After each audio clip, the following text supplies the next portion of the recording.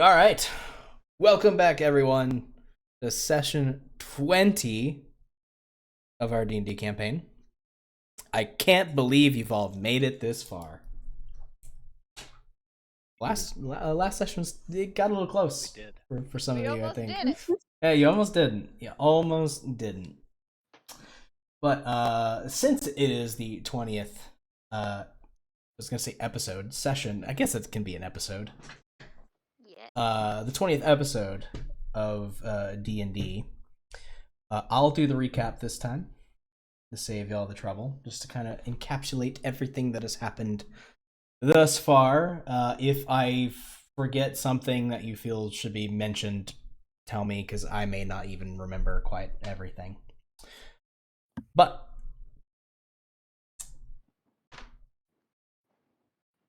our story began in the town of Faventium, where all of you were brought together under strange circumstances to perform a job, which, once the job was performed, led you into becoming recruited into a secret organization, at which point you learned that the world is under siege by creatures known as the Warforged.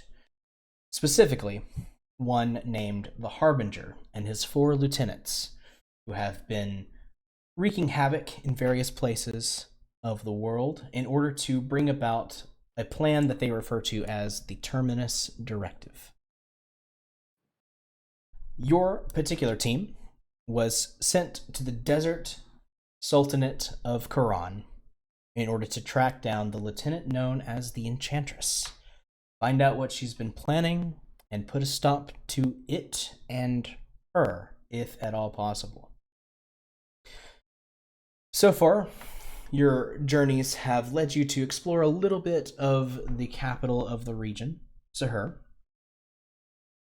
bringing you into contact with a mage hunter, sort of like the special mage police of the region, by the name of Ikram, who brought you in on his own investigation into the death of his friend, Professor Mortarian, a professor of necromancy at the nearby Mystic Arcanium.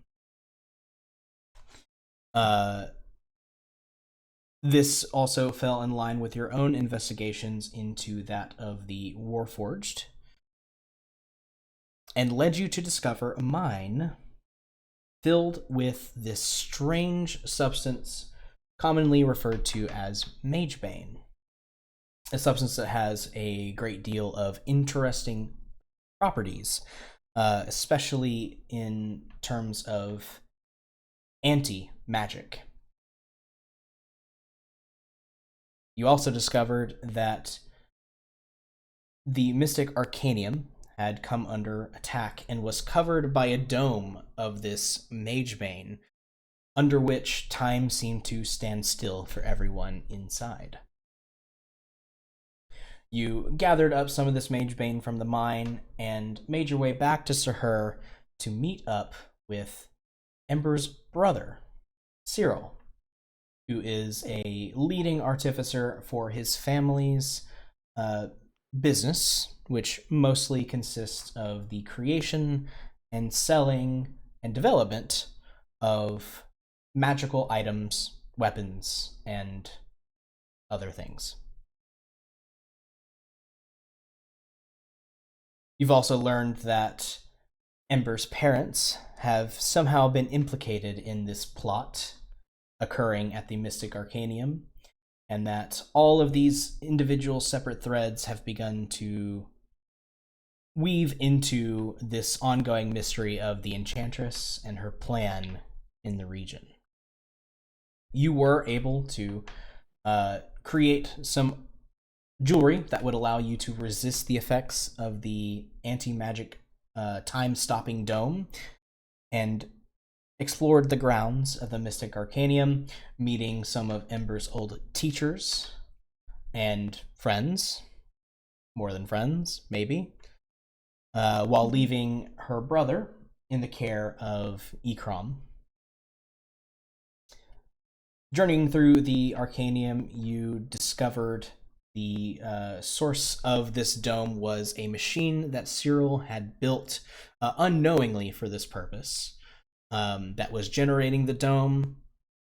You found it within the deepest vaults of the Arcanium, and after a fierce battle with the Enchantress herself, in which all of you were stripped of your anti-magic protection and almost fell victim to the stoppage of time, before Temeki was able to land a fateful blow on the machine with his magical hammer, Forge Render, and smash it to pieces, destroying the dome and defeating the Enchantress in the process. It is unclear what the Enchantress's goals were within the Arcanium. The only thing that you have been able to find out thus far was that not only did the dome around the Arcanium stop time within and prevent people from entering easily, it also seems that many wizards and other people of magical persuasions within the Arcanium have gone missing, and even though the dome is now gone, have not turned up yet.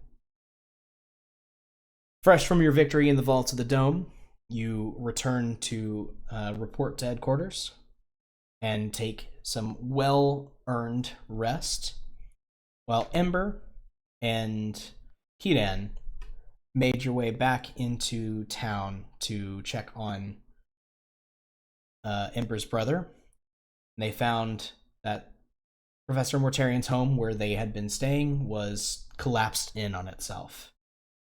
And Cyril was there, alive, but wounded, and said that Ikram had made him hide away and was taken by the Warforged, and is now being held somewhere by them. With Cyril in tow, Ember and Kidan, you return to the hub, and that is where we will pick up this time, as you two are currently the only ones aware of Cyril's condition and the now dire circumstances, or potentially dire circumstances, of Ikram. Did I miss anything that anyone feels is important to point out? Captured Ember's mother, or yes, thank you. Ember's mother did have, yes.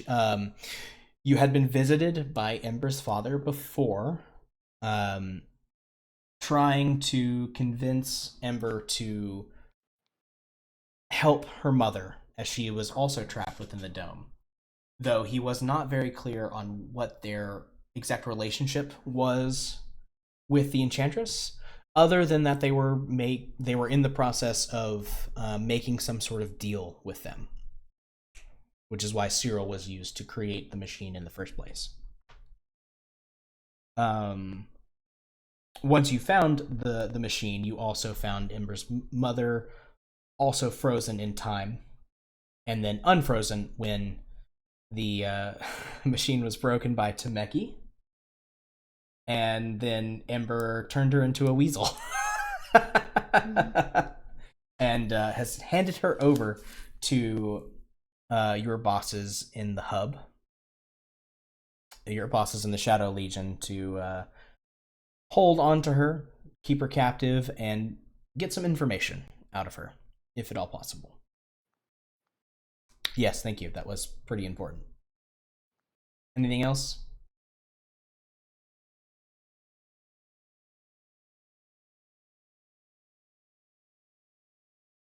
That's it. Okay.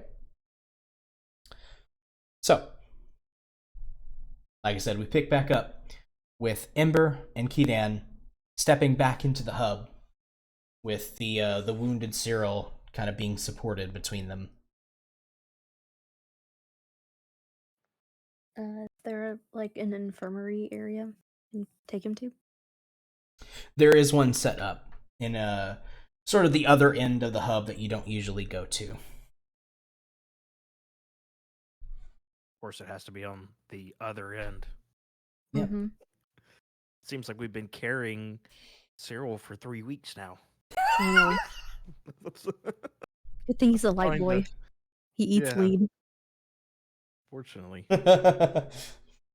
At this point, Cyril is kind of passed out, just kind of letting you drag him along.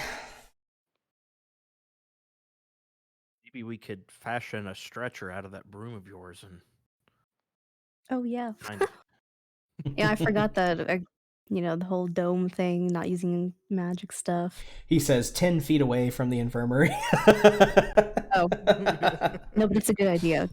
Next That's a good time. idea. Next time. I take out the broom.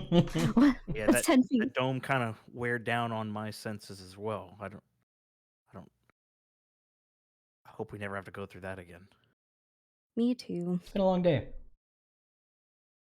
We took the only manual, so hopefully no one else knows how to make those things. Seems the only person that knows is with us, so Yeah, can we check him in? Yeah. Some of the clerics on standby will keep an eye on him and nurse him back to health. Okay. Is it nighttime?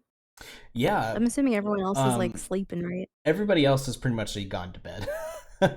In fact, Pepper's literally had the sleep spell cast upon him, so he is out. 4th level. 4th level, yeah. Worth. Yeah. After trying to not really chat up, but met an ally within the organization who was able to cast the spell to knock out Ember's mother as well.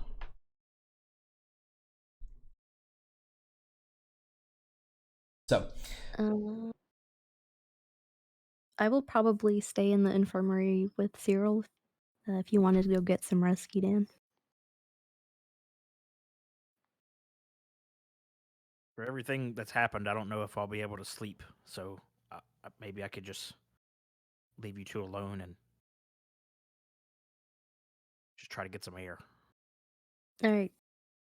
I will be here. Okay. You settle in for the night. The clerics bring you over a chair and let you know that he will be okay. His injuries are not severe. He is just exhausted and needs some rest. Okay. So, with all of that happening, you all are able to get a long rest in the hub, sleeping more comfortably than you have for the past several days, at least. Most of you, at least. Temeki.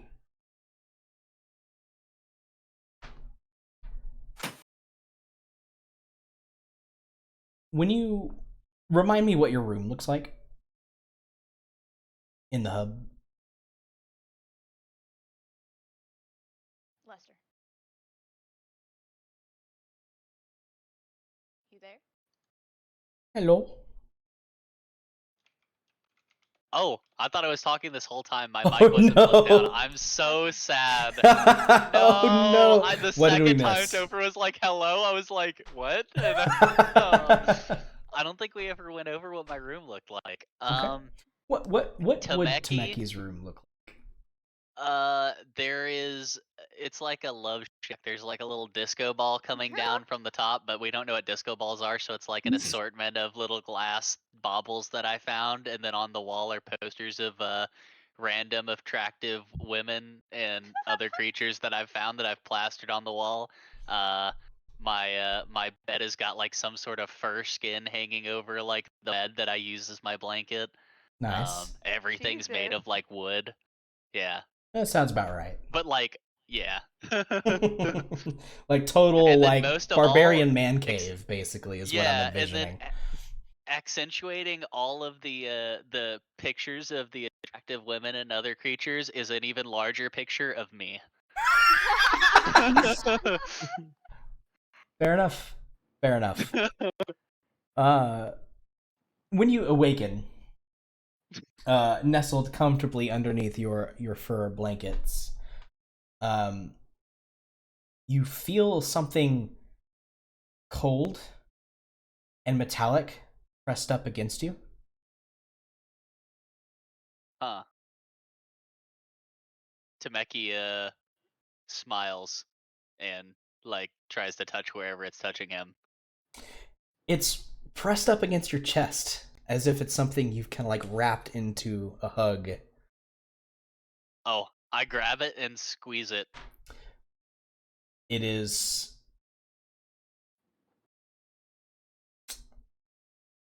Are you doing this in the dark? Yes. Okay. Make a strength check. Hold on. Oh god, I'm not even in. Oh shit, hang on. Yeah.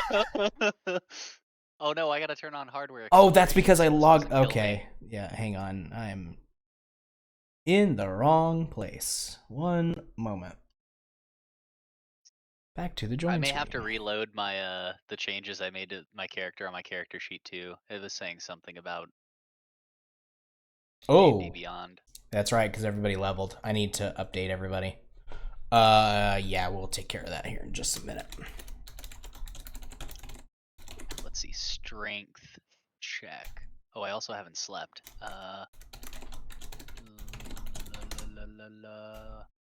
Long rest. Rest. Very nice. There we go. Strength. Ability check. Normal. Oh. It's gonna be one of those days. You're still kind of half asleep. Yeah, that's okay. You did just get, blasted at Yeah. face range with a fireball, basically. So Rhea, I didn't have that either, so I don't know. Oh. I don't know what that is. Why do I have this spell? I don't know. I've never even seen that Okay. spell before. It's not a real spell. What the fuck? What the fuck? Is this allowed? Well, that is very What strange. the fuck? Is this allowed? Boy, what the hell, boy? boy, what the hell? This reminds me, I need to add more World of Warcraft music playlist. A friend of mine started playing, and he's like, "Hey, I'm playing Wrath Classic. You should play too." And I'm like, I shouldn't. I really don't want to. But I kind of do at the same time. For nostalgia. It's okay. Make one hardcore classic character, die once, and then be like, all right, it's time to uninstall. Yeah, that's it. I'm done. Charge Blizzard another 20 cents. Yeah. Again. Okay, I am in, and I'm updating your character now. Okay. Also noticed something I didn't have before. At least I think.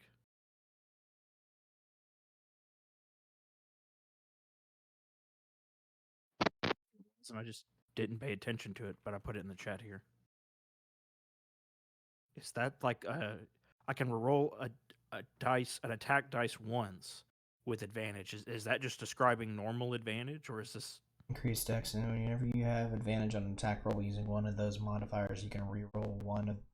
You can reroll one of the dice once. It's like triple advantage. Whoa. Kind of. But I guess you would reroll one of the dice and you would take the reroll regardless of what it was, even if it was worse.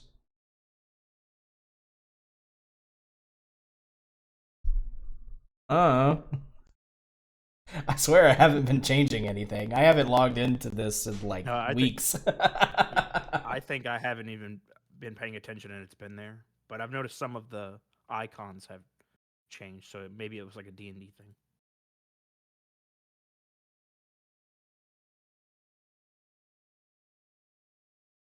I mean, I'm updating everybody's characters, so give me.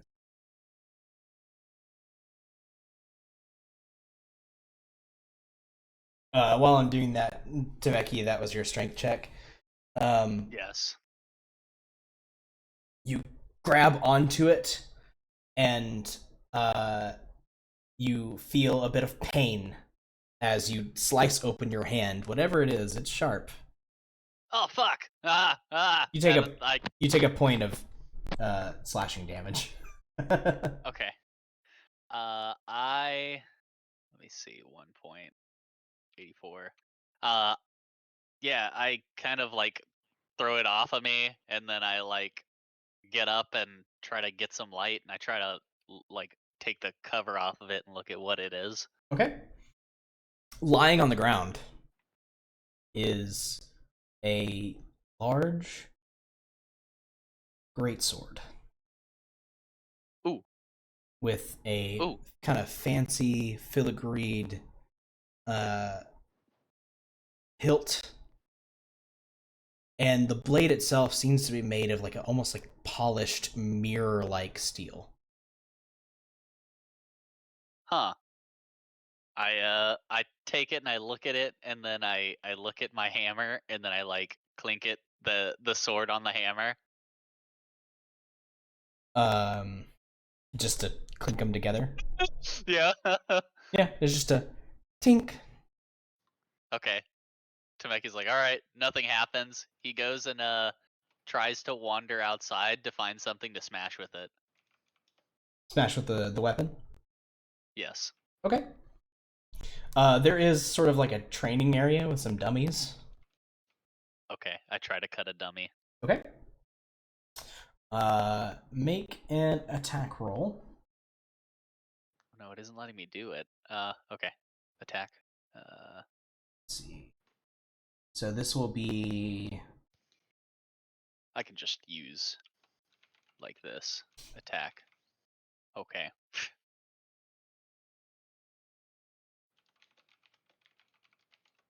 Where's my super advantage?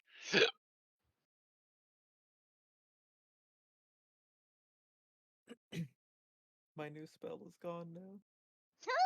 Oh, Giveth and taketh away. Yeah, I did just update your character, so... Didn't seem like a really good spell, so that's okay. But I don't know where it came from. Yeah, I have no idea. I've never even heard of that spell before. It seems Sounds like a cool. homebrew thing, and I haven't like I couldn't find anything, so I think it's homebrew. Maybe it's I tied... didn't make it. Is it maybe tied to one of the homebrew creatures I've added? Like, not created, but like I've added from someone else having made it? I don't know. I don't know. Weird. But it's gone now. Okay.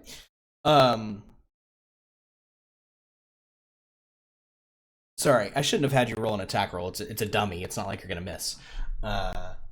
Make a damage roll. I will tell you what to roll. Hang on one second. The dummy parries So Meki you. misses. Yeah, parries. Yeah. Its eyes are laughless, but you can still tell it's laughing at you. Don't judge me, I just woke up. Yep. Please. So the damage bonus would be, so it's 2d6 plus your strength modifier plus 1. Oh geez, so it's 1d6 2d6. plus 2d6 2d6. It's a great sword, so it's 2d6. plus my strength modifier, which is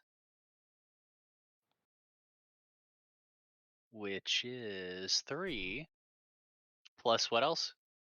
Plus 1. Plus 1. Okay. That'll do.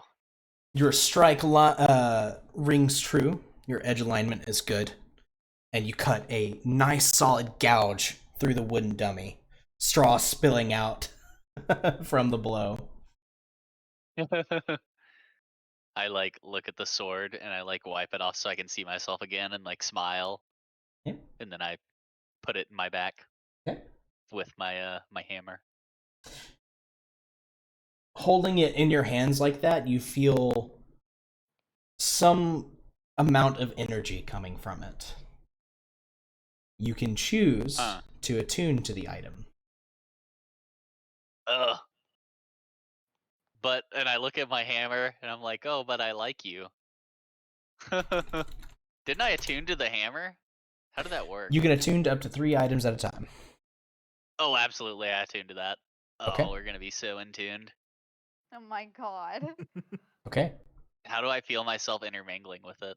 Oh my god. As so attuning, you have to like sit there and concentrate on it for about 30 minutes. Fuck. And as you sit there kind of looking over the weapon, noticing its mirror-like surface, you notice that the reflection begins to change. It's not your reflection anymore.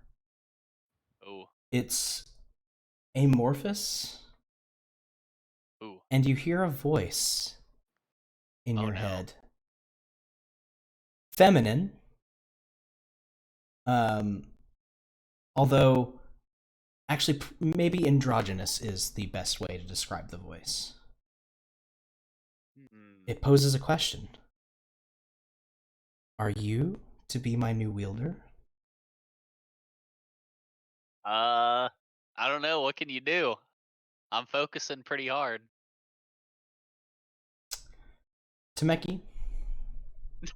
Well, Lester. I need you to tell me what Tameki's ideal romantic partner looks like.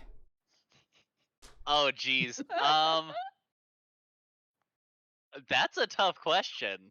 Jeopardy Because he's music. kind of into whatever he's into at the time. Mm-hmm. Tall woman with a fat ass. Yep. Yes! Jennifer Lawrence.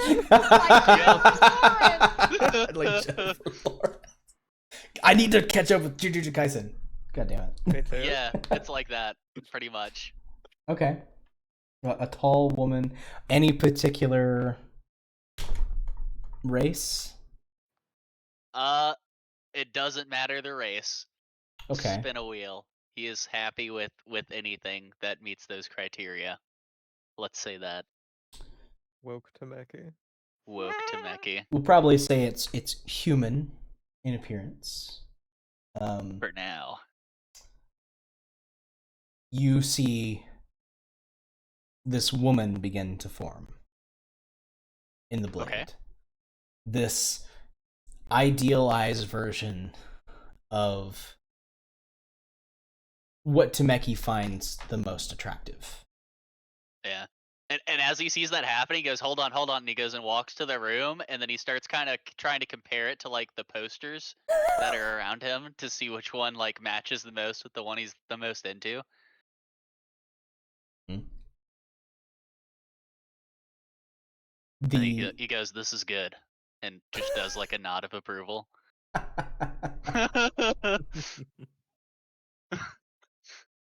The woman begins to become clearer. This almost kind of amorphous blob of light and colors beginning to form into this image. The woman smiles at you. The smile of a dedicated lover. She says, her voice now becoming more feminine. Okay. If you are to be my wielder, then I shall be your truest ally, your greatest partner. Whoa. What else can you do?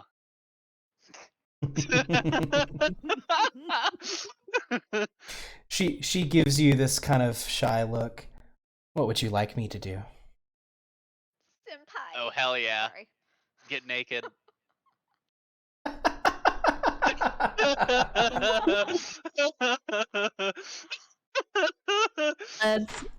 Let's go. Okay. She the image in the blade kind of smiles coyly, and any clothing that you had originally imagined fades away from her, revealing her. Temeki looks at it and then starts looking around the posters, and he goes, "Holy fuck!" And then he kind of like looks around and he tries to find like the nearest person to show the image to. Okay. Whose room is Damn. closest Hang to on a minute. mine? Yeah, let's Damn, Temeki, not find pace. this out. She showed her naked body to you in confidence.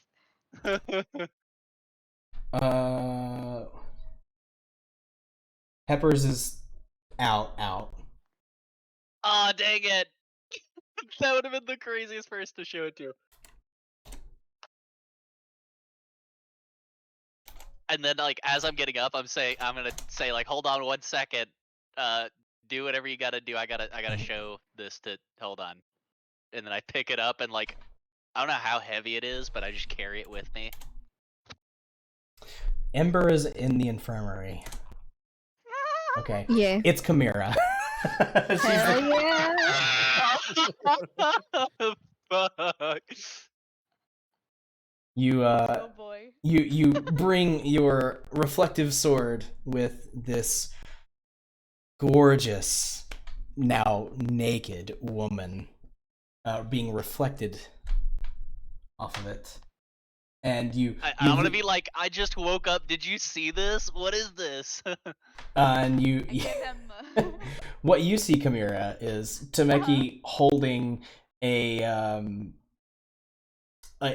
large greatsword with a fancy filigreed hilt and a blade that looks to be almost polished glass. Okay. So I don't. Or see like polished steel, so it's very reflective of everything around it. As you grow closer, you can see yourself reflected off the blade.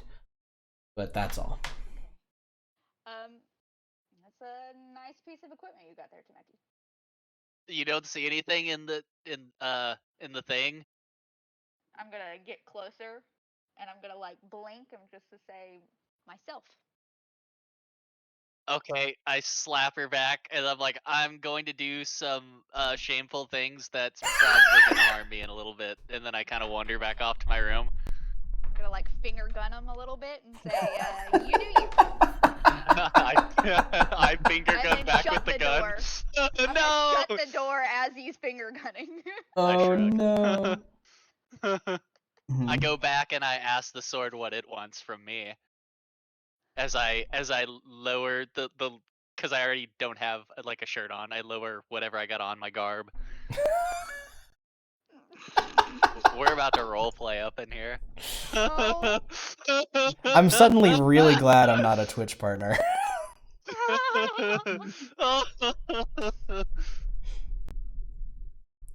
Okay. Well, I'm the waiting for it to sword. be like, I want your soul. The sword tells you, in short, to Okay. save ourselves this experience being uttered aloud. Okay. The sword tells you that she is a weapon that will never desert you, and that she is there to make you the best warrior that you could be. Okay. Temeki gets a little bit more serious, but what does that mean to me? What does that do for me?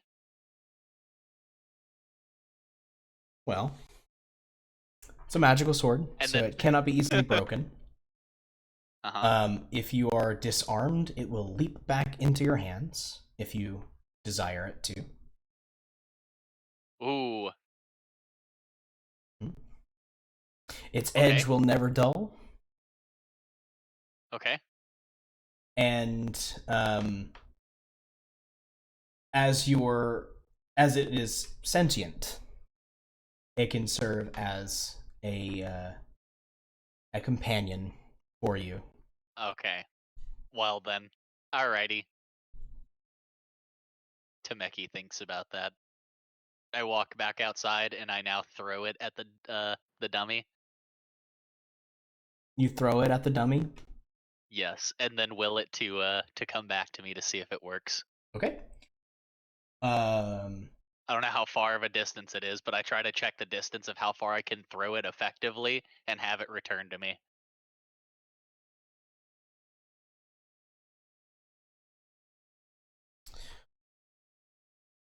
It moves at a rate of.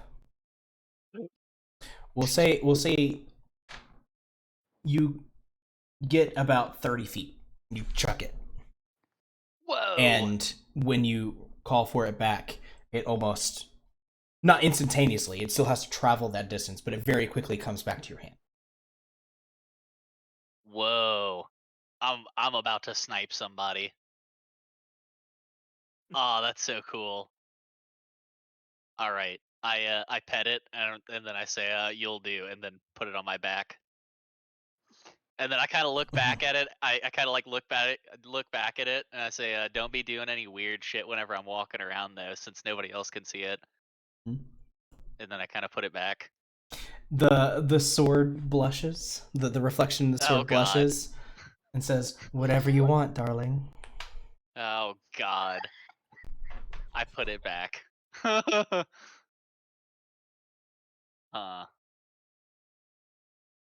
All right.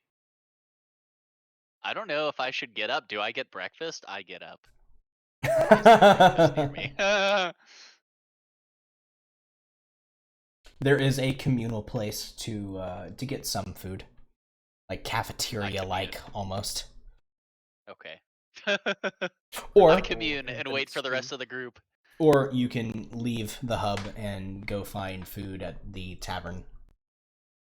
Ooh, I do that for morning beers. All right. So Yes. Tameki, armed with his new weapon.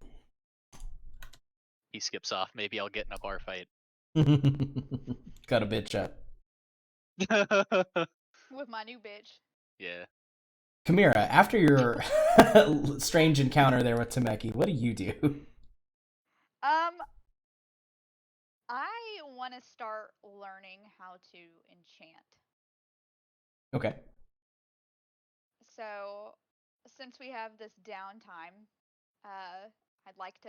I think I got an enchanting book and just start reading. Enchanting for Dummies, Part 1. What is enchanting? I get annoyed with how like simple it is at the beginning.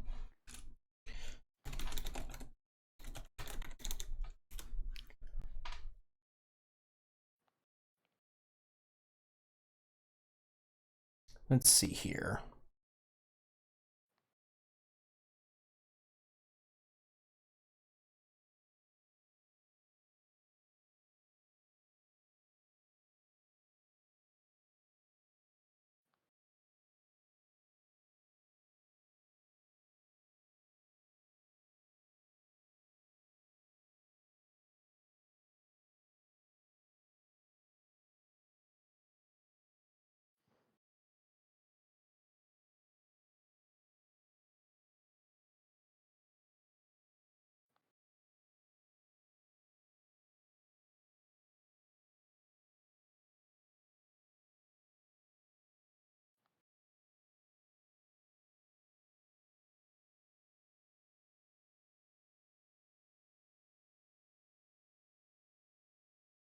Okay.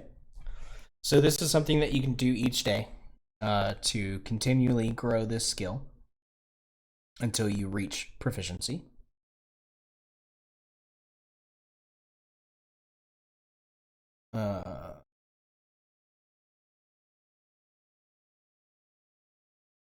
You may spend 4 hours of training, basically, going over the book, practicing a few quick and easy things. Roll a d20.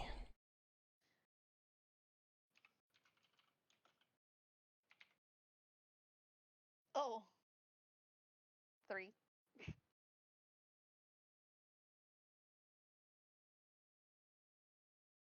3? Okay. Um, if you want to spend the day doing this, a full 8 hours, you may do this one more time.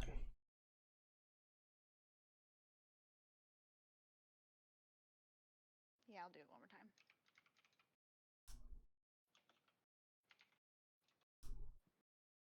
Okay.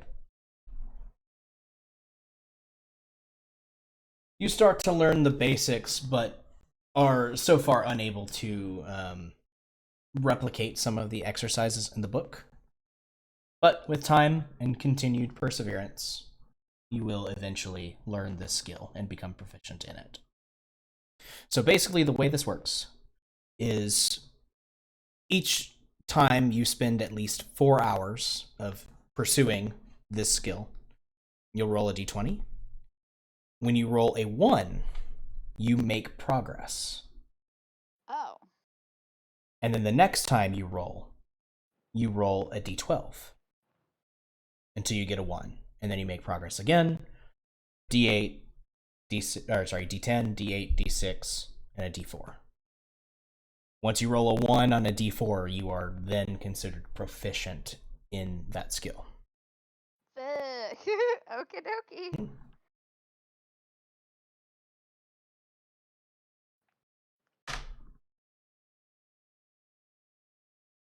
Oh, sorry. So you can only make a training check once per day, so that's the D20 that you're rolling.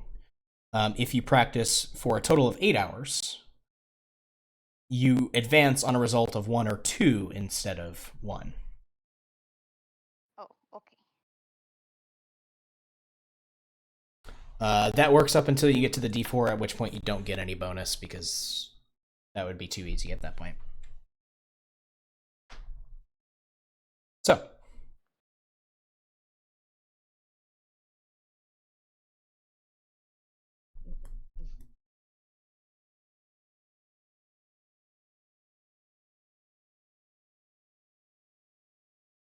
yeah, you've begun going down that road, but of course it's only the first day. So you spend your day doing that. What's Janira doing? I think she was sleeping. Just sleeping, just resting. Yeah, I think she went to sleep. Okay. At the end of last session.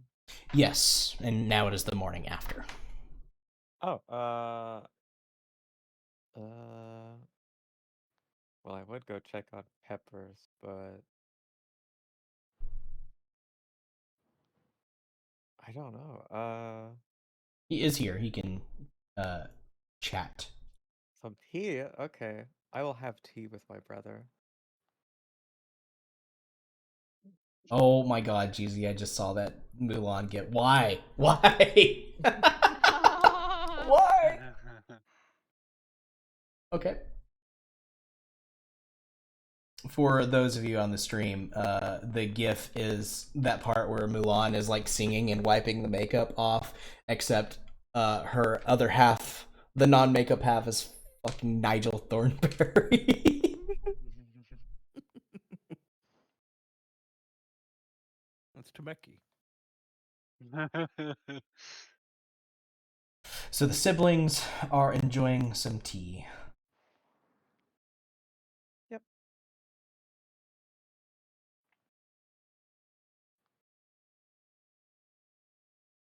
Now the real question is, do Peppers do anything to Janira's tea, considering Janira slept him last time?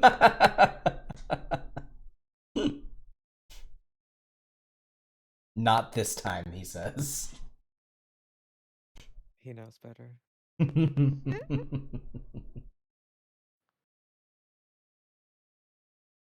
Now, sister. Peppers will remember this. Is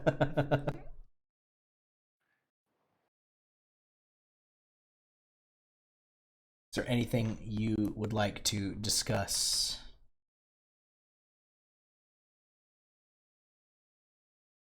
While you're having tea here.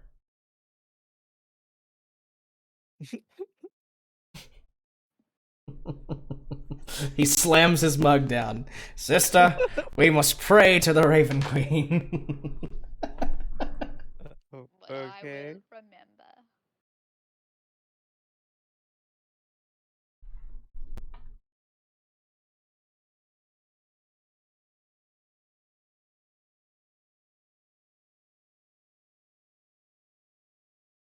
That is true. Something I did not mention during the recap is the two twins had a vision from your goddess that seems to indicate some sort of event is happening out in the desert. Something that you know you are meant to stop. But more than that, you're not entirely sure. But you feel this pull, almost as if something is drawing you out into the desert.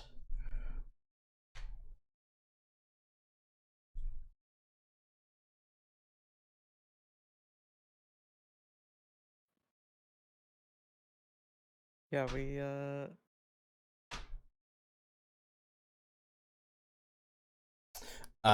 Peppers is asking me if you'd be able to discern the direction. Yes, yeah, you feel a pull from a distinct direction. I think I had marked it on the map. Hang on, let me see. Too many maps. Too many cooks. That's not your group.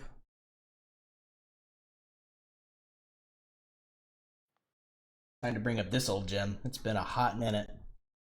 Get it? Hot because it's a desert. Desert.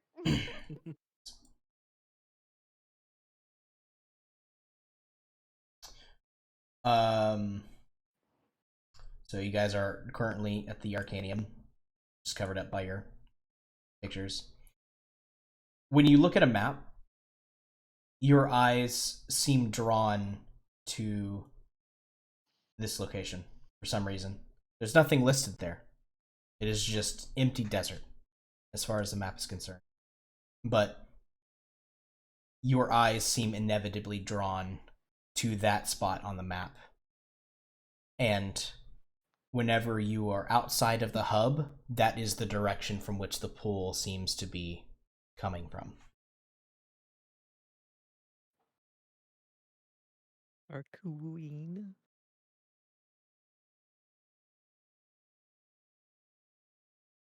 That's not what I wanted.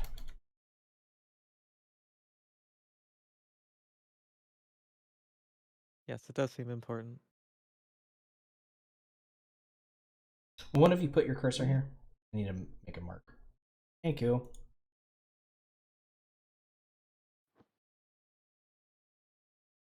Because this over here was the mine.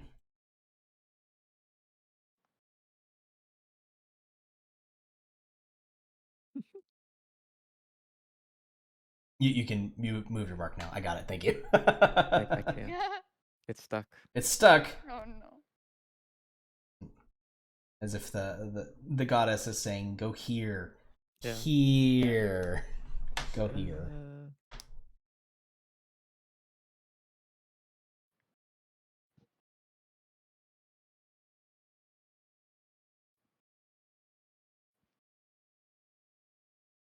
Right. So, oh, those are old portraits. I just realized. Some of you. Eden's portrait is old. This map.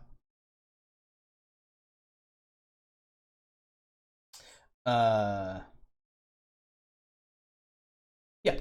So, check Discord.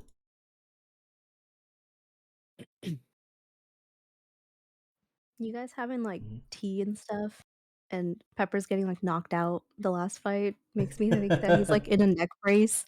And so you guys are trying to have tea, and he has like a whiteboard and a marker, and he has to write down everything.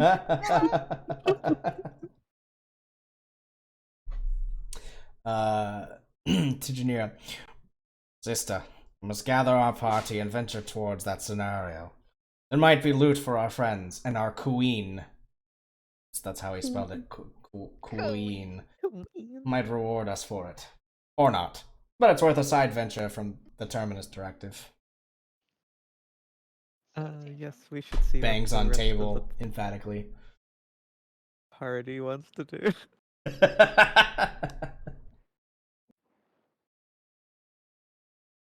Are you feeling okay? Did you sleep too, hard, poorly?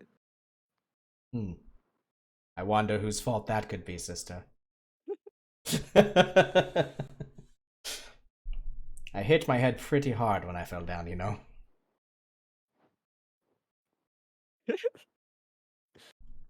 I will try to RP Peppers for you. Yeah, I don't know. It could have been anyone. There's a little Peppers in all of us. We're all Pepper's pals.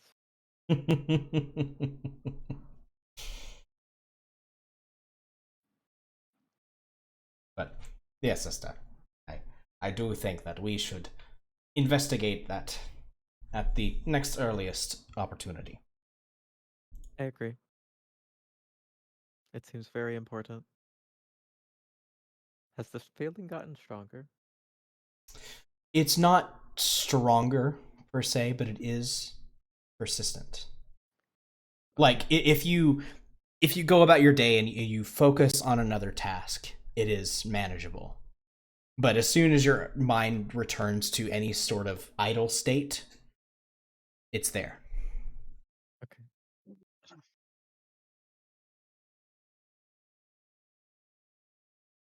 I can't shake this feeling. It must be important.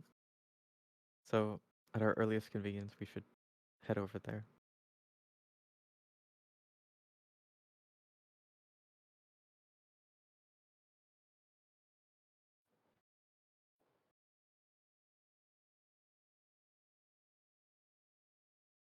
It's at this point that a knock sounds on your door.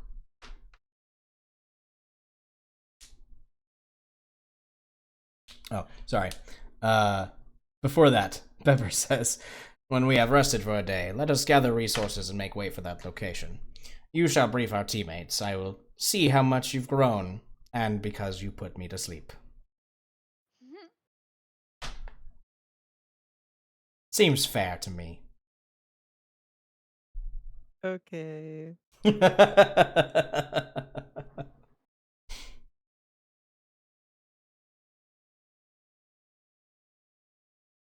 Then a knock sounds at your door. Easiest persuasion check I've ever done.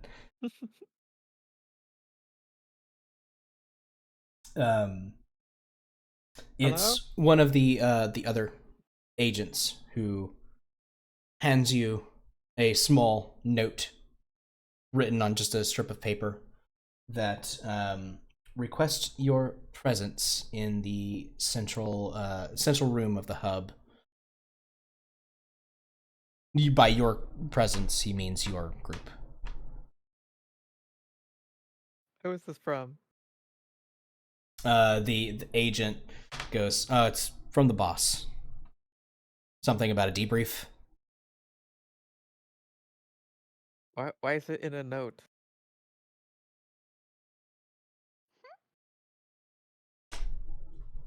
You got me, man. I just started here. You know, I'm basically an intern. Uh-huh. Mhm. Well,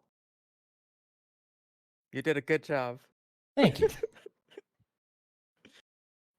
Thank you. Do you want coffee or anything? Oh, we've got tea, but do you have any sweets here? Oh, what kind? Pastries? I bet we do. Yeah. Donuts? Do you have donuts? Maybe. I'll check with the chef. All right. If you don't have donuts, bring your best alternative to the debriefing. Okay. Yeah. Yeah. Sure thing. Thank you so much. Yeah. Well, someone should promote that guy. Man, what a good intern. I shall follow you, sister. Engaging NPC mode. Peppers now follows you and replays the same 3 random phrases from time to time. What's one of his phrases? Now, That we Ooh. could... Yeah. I will be right back. That's a weird one. oh, will you be right back? This place could use a good cleaning. Yeah.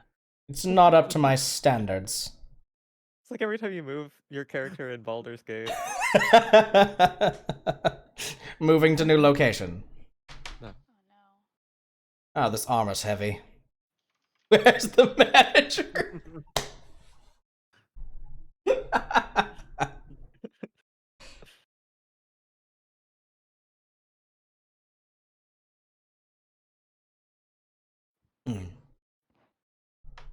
Right. Oh, it's like Warcraft when you like click on a unit so many times God, it starts yeah. playing like funny messages. Me not that kind of orc. Yep. Me busy. Leave me alone. My favorite one is I'm the magic man. I've got magic hands. Oh my god.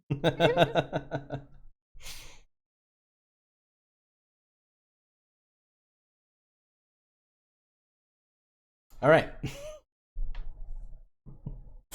With Peppers in full NPC mode, following his sister.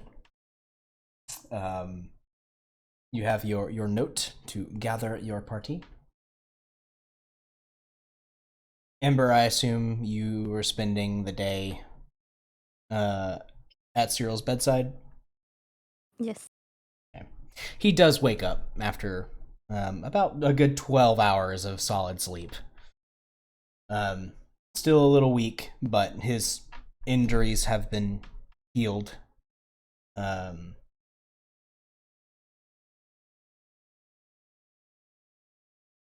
He goes, so how have the last few days been? Few days. Yeah. It was just yesterday. Well, Good times passed. yeah. Everything. Oh. I don't know. Too much. Too much is going on. And I feel like I'm forgetting something, but I can't remember what it is. And you're hurt. And mom's with the coppers. And I don't know who to trust. But I trust you. He kind of grimaces and goes, how is mom? I turned her into a fucking rat. A weasel. Weasel. She's gonna kill me. She's going to kill me, probably. Yeah, probably, but I really wished I had seen it. Ugh. It was glorious.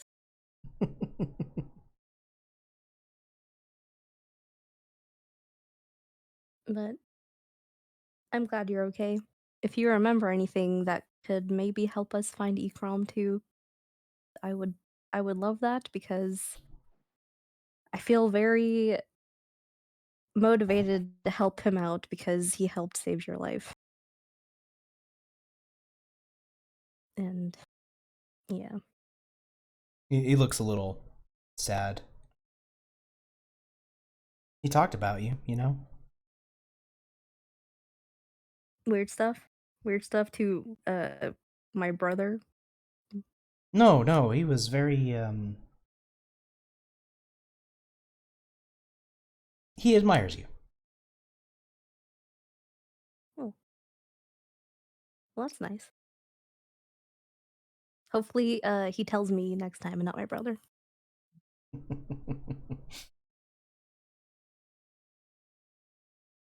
That if you're feeling up to it, maybe we can walk around and meet up with everyone else. I think I'm gonna lay down for a little bit longer, but yeah, soon. I kind of want to explore this place. It's really cool. Don't go deep diving too much. I don't think everyone knows you yet. You might be a new face. Oh. Well, I mean, if I can find a way to help, I mean, they've nursed me back to health, so. Yeah, sounds like a solid plan. And maybe you can teach me some stuff too, since you're a nerd and everything, you know? Intellectual. I push up my invisible glasses. Nerd. Actually. Actually. intellectual. Yeah. I'll give him a kiss on the forehead and then I'll leave. Aw. Bye, sis. Bye. You step back into kind of the main thoroughfare of the hub. And you most likely see Janira and Peppers walking about, probably looking for the rest of your party. I will join up. Kidan, what are you doing during this time? I ended up just kind of walking around to try and shake off the feeling of the orb that we were in. Then I realized, like, well, I should probably try to meet back up with Ember and Cyril and see what's going on, see how he's faring. Yep. So eventually I'll start to just make my way back to that area. It's On my way downtown. it's strange. You've been out of the dome for well over 12 hours now. But you still remember just how off it felt. Like being made aware of something that was always the case, but just out of mind. And now you're aware of it.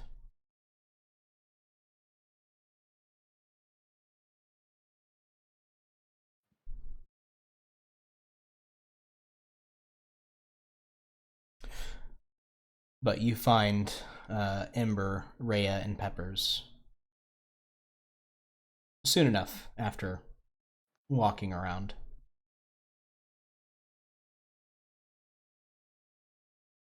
You also find Chimera, probably holed up somewhere in a little nook, reading her book and trying to go through a few simple exercises. And failing.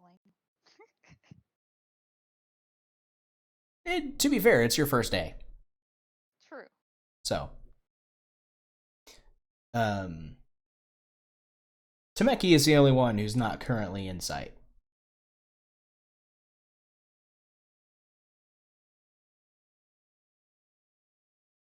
Are we Where's the near big guy? like the tavern area?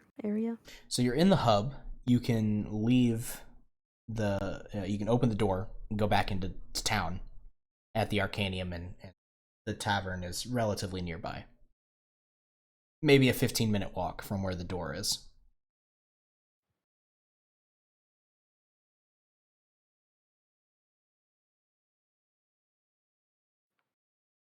So I'd like wave down someone in the hub and say, "Hey, we're looking for a member of our party and wondering if you might have seen where he went." He kind of looks over and realizes who you're talking about, and he goes, "Oh yeah, I saw him running down to the hallway of doors. Seemed really interested in this like sword that he had. I don't know.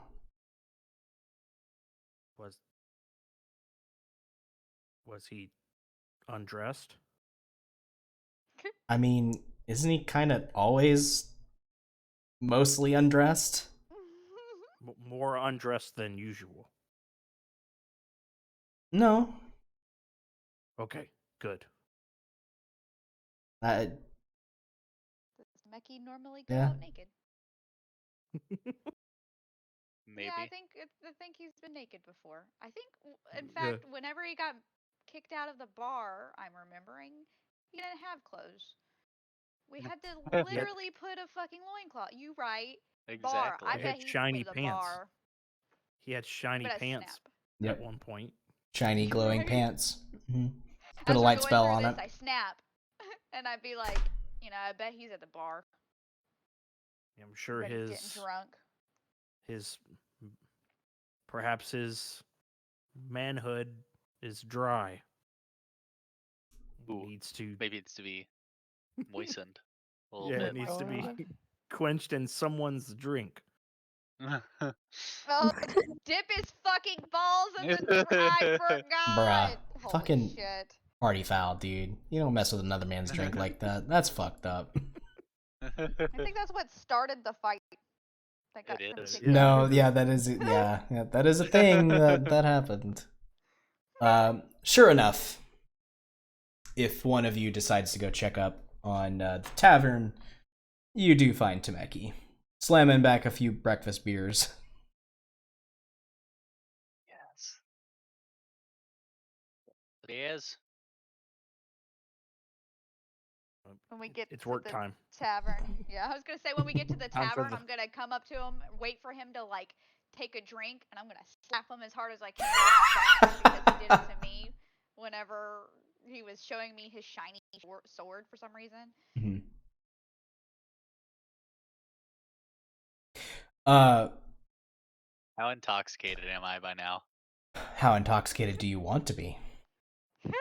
How much money are you willing to spend on drinks? How much money time do you have I have had in your for breakfast pocket? beers? Well, considering Chimera has been doing her enchanting book all day, Ember spent most of the day at Cyril's bedside. I'm the fucked. siblings had tea and a conversation. It's probably not breakfast beers anymore. Slowly bled into dinner beers. Yeah. Yeah. You went full on brunch to dinner. Day Yeah. drinking. Okay. You've been Yeah, day I'm. drinking. Yeah, I'm. Okay. Yeah, I'm Sauced? fucked. Okay. So Getting I guess it depends on if I feel her slapping my back or not. Because if she's slapping me really hard and I'm really fucked up, Tameki's turning around and swinging. Oh no. Chimera, make an attack roll, Definitely please. With advantage. with advantage. Because he's not aware that you're Okey-dokey. there. Yeah. Okay. Do I just use like my psychic blades for attack roll? How does that work? Just using my slap. Just do like dexterity plus modifier, sorry, dex plus proficiency, just to smack. How I do that? I'm sorry, I'm dumb. So you could click on your character sheet, go to the first page, and click on dexterity. Do ability check. Ah, there we go. I pushed the cogwheel. I was like, oh. And then add 4 to that as well. It looks like it automatically did that. The +4. It's gonna be your dexterity mod plus your proficiency, which is alright, +3. So it'd be 14 total, which is just enough to hit him. Oh god. So you're gonna roll a. Let's see, no, you will do.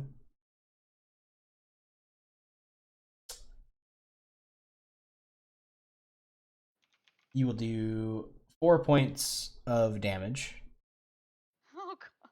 plus sneak attack. Oh, what?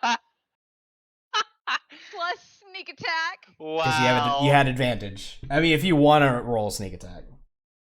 All right. Oh my god. Is she trying to kill me? Okay, Okay, so she it's hit one of me those really like. hard. Yeah, I fucking licked my hand before. If that's enough to do 1/8 of my health, I'm turning around swinging my fucking hammer or sword. Chimera love taps are scary. Yeah, I was gonna say Schmack. she karate chopping into my fucking skin. Yeah, No, she just gets you at the perfect moment where it's the most painful for you. Smack. Alrighty, I immediately turn around, swinging the mug that I have in my hand. Okay. I'd like to dodge that. Okay. He's just gonna make a normal attack against you. So whatever you have against a normal attack can. No. That gif. That gif's a little. Yeah. Okay, Tameki likes it. Let's see. It doesn't have my extra stuff in here, like my feats. No. Yeah, I clicked my thing. That's I don't have my old. No, wait, icon. I don't do know if that see mattered. Sentinel. Okay. Yeah, it's in there. Woo!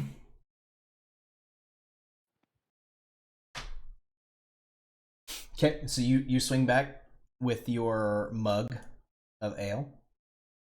Okay. So this is an improvised weapon. You don't happen to have Tavern Brawler, do you? I do not. Okay, it's probably No. good for Chimera. Oh god. So this is just going to be a normal attack. So it's going to be you're not proficient with trying to smack somebody with a mug of ale. So it'll be a strength ability check plus 3.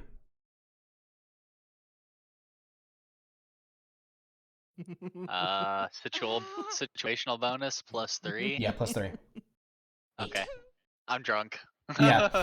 Your swing goes wide. And Oh, do I hit somebody else? Let's go. Starts another fucking roll. That's how fights get started. Thankfully the other patron sees it coming and dodges out of the way. As the swing goes wide, and you like turn around in your chair, you through drunken bleary eyes, you notice it's Okay. Chimera. As I'm spinning, I catch her face, and then I go with the other arm, and I come over and I hug her because I'm fucked up. I would rather you hit me. Tameki And I wraps her into a bear hug.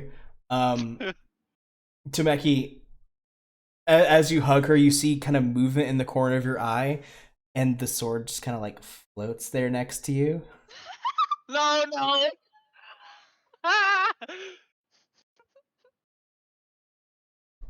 What is she? Your Does she look NPC disappointed? woman. Her little reflection also has a little mug of ale. and she has this like almost like pouting expression on her face.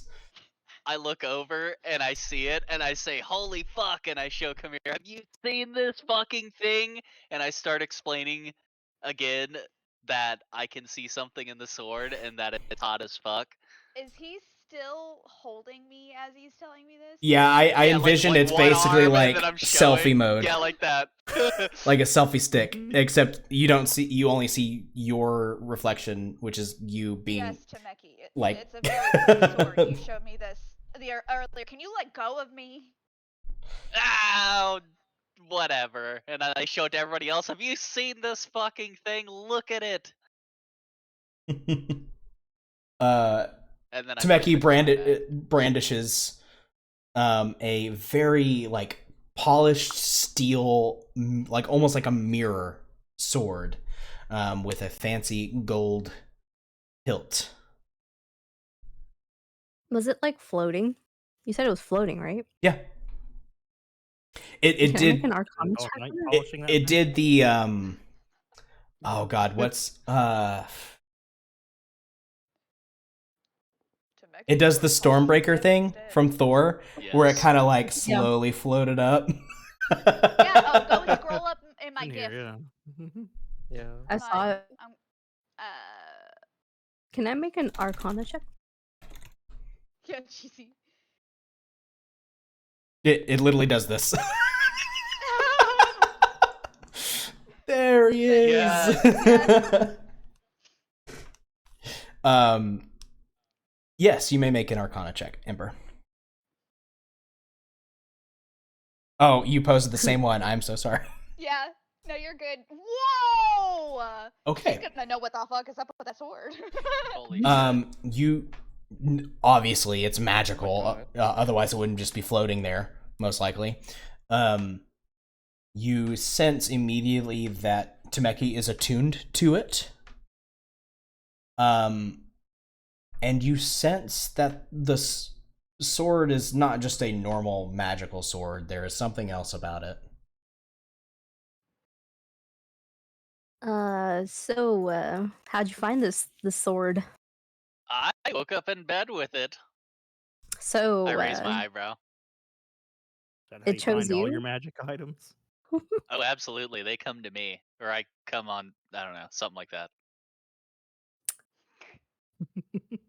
I look Huh? at everyone else in the party. He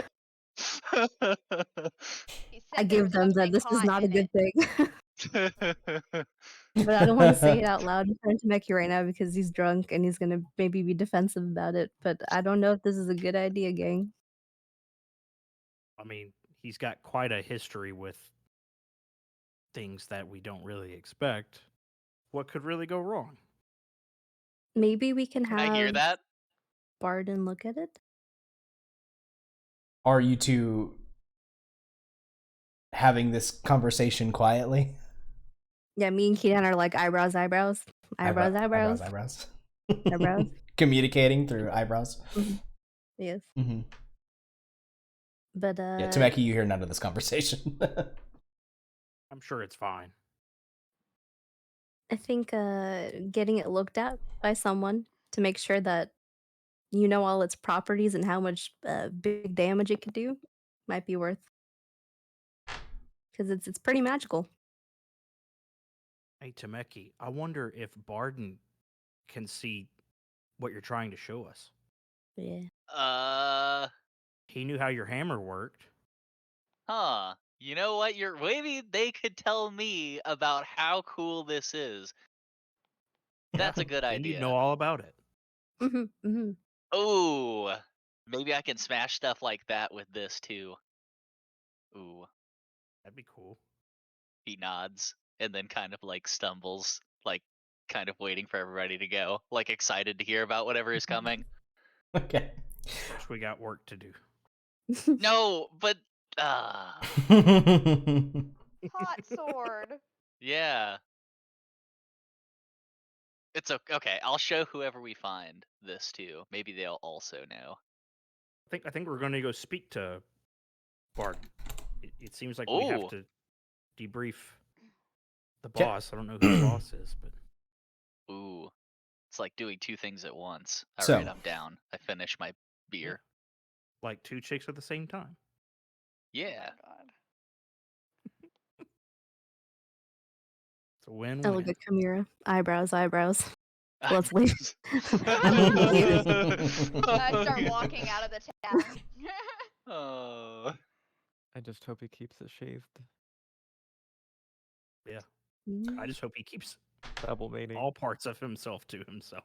I Thrown out. I'm only gonna get a few paper cuts. hope he stays on that side of the room. All right. So, you guys make your way back to the hub. Your party now assembled to find a small tray of pastries set aside, and the intern gives Janira a wink and then goes about his business. Let's go. They're not donuts, but they're sweet pastries. So I pretty close. go to her. I whisper. Hi. I saw that. Is that your sugar daddy over there? Is that? What? No, I make I sure don't- Peppers can't hear. No, I don't even know his name. Peppers looks But I at him and want goes, to. "What is wrong with that rascal. boy's eye?" Don't even know his name. What a I said I rascal. want to. Oh my god. You'll see him again. Okay. I'm gonna eat a pastry. As you gather and enjoy the pastries. From a back room behind the desk where all of the kind of secretary-like people sit, kind of bringing in reports and sending them to the back, a familiar-looking, tall, thin man wearing black leather armor and a cloak that seems to be made of raven feathers steps out of his office. His gaunt, severe-looking face lit up with a smile. As he approaches, he puts his hands behind his back. I am to understand that you lot have been through quite the adventure the past few days. Seems you have struck a blow against our enemy, and though we don't know entirely what their purpose was at the Arcanium, I can safely assume that we have derailed their plans, at least for the moment. I wanted to take a moment to speak with you in person and ask if there is any important information that you can think of that may help us in discovering what the Warforged purpose was at the Arcanium. What do you know? Anything could be useful at this point.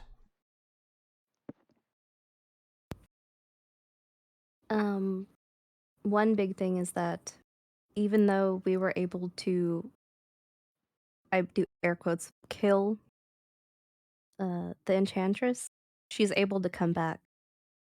And so are the other commanders, and I'm assuming all Warforged that are connected to the Terminus Directive on whatever plane they're on. Yeah, So they we're at can least just come aware. back. Yeah, they can come back. We're at least aware of 3 instances of this in particular. He takes on a grim expression. I see. That certainly makes our job much more difficult. Do you know of the means behind this seeming immortality? This music is a little tense for this scene here. Let me see I hope that's if on I the. wrote notes. I do too, yeah. Does seem to be some sort of shared collective conscience among all of them, whether to share information or something of that sort. We ran into a Warforged who calls himself the Dealer. We actually ran into him twice. One in Mortarian's home. We were attempting to investigate the Arcanium. And once again, while in the Arcanium, we actually had to work together to free ourselves from this seemingly this maze. And he kind of alluded to some of these things that they're able to return without having their original corpse. Their minds are seemingly stored for recollection elsewhere, where they are seemingly created again and brought back with all of their pre-existing memories. We saw this Yeah, they have, firsthand like- with the Enchantress, and I was we gonna saw it just with nod. a couple other guards. A He's couple other guards alluded to being reborn after we had defeated them. They were speaking to each other, but stated that they were going to see each other again. So He strokes at his rather pointed chin. Says, that does match up with other reports that we have received. It seems that not all Warforged fall under the banner of this Terminus Directive. There are others that seem to have individually broken away, refused the call, so to speak. One such individual will be a regular appearance here. Perhaps you will meet him soon. Please tell me it's not a man with cards, a robot man with cards. No, he's well, he's an interesting sort. Seems like they all are. But his stories check out. He has told us the truth, and he is not working for this Terminus Directive. He is completely autonomous.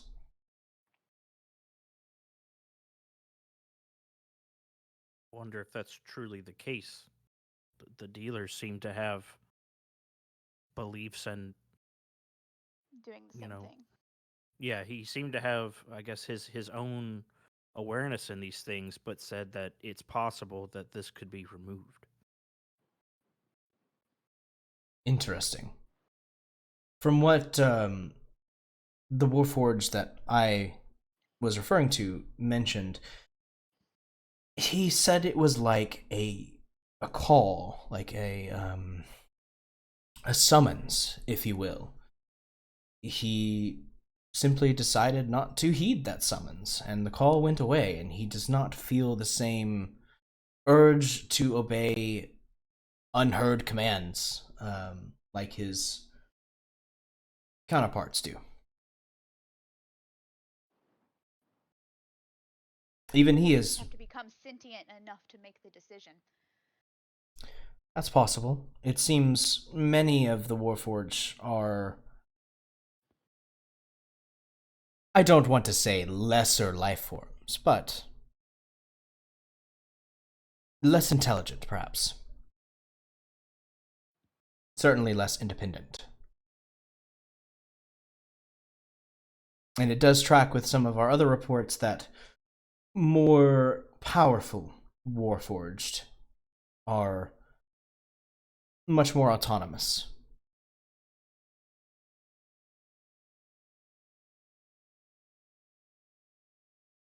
Mira, when we first bested the dealer, you had removed his heart, and we gave it to Barden for investigation. Have any of those reports made it your way?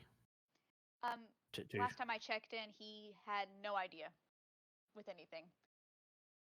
Barden has told me the same things he has told you. The heart, if we can indeed call it that, is a receptacle of sorts. For what, we don't know. Perhaps it is their soul, if you can call it that. I wonder if that had anything to do with him becoming sentient enough, along with being stuck in the mage bane dome. Perhaps. My working theory at the moment is that this heart inside of these Warforged hold their souls, and when they are destroyed, their souls return somewhere and are then placed into a new body.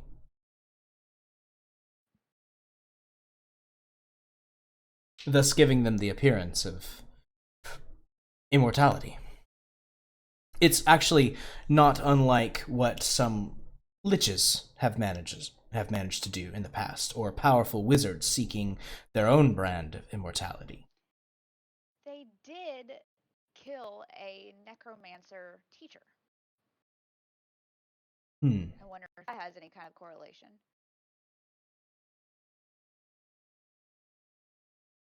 Perhaps.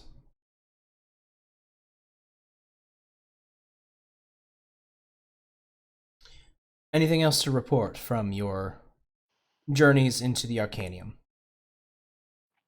I'm gonna kind of gesture to Amber.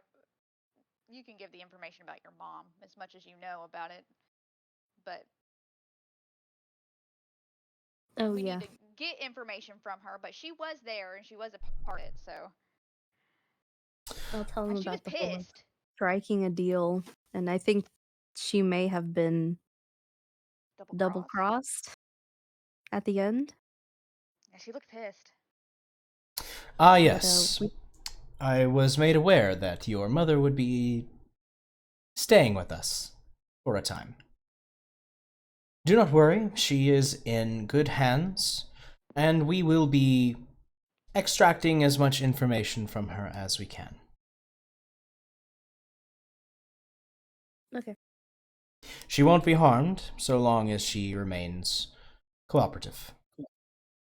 I'm sure my father will be looking for her. So maybe sending out a means of communication to him so he doesn't do something crazy? I don't know how you guys usually handle these things since it's so secretive, but Well, I think once we have some information from your mother, avenues of attack may present themselves. For the time being, I would advise extreme caution. I would not recommend you make contact just yet. But it is your family. I understand that's a complicated matter. Speaking of your family, Miss Ember, your brother. I take it to understand that he has been interred into the infirmary? yes, How is he doing? his wounds have healed for the most part. He's just resting.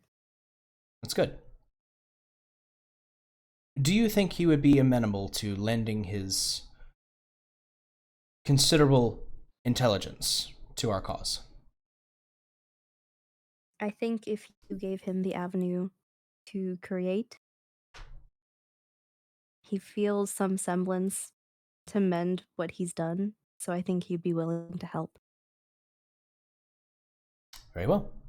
Then as soon as he is up and about, I will offer for him to join.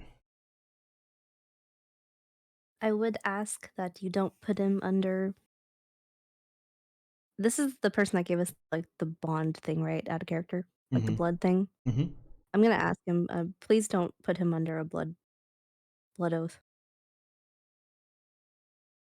With all due respect, Ember, that is a means of security that I cannot afford not to use. It will be his choice, and he will be made aware of the curse beforehand. He will have every opportunity to refuse if he so desires. You will have my word on that. And you'll offer him protection for being part of this? Of course. He, I think, would be best suited working alongside Barden. Barden, as great of a craftsman as he is not the best hand when it comes to the creation and maintaining of magical equipment. I believe that is a area in which Cyril excels. Okay. So, you won't have to worry about him going out and doing wet work. He will take on a supporting role here at the hub. That eases my mind. Thank you. Of course. As for all of you, I want to thank you. You have done great work. It's going to take us some time to make some post-mortem investigations into the situation at the Arcanium. But that sort of work can be left to some of the resources I have under my control. You've all done well, and you all deserve some manner of rest. Take some time to enjoy yourselves, rest up, or take care of whatever business you may have.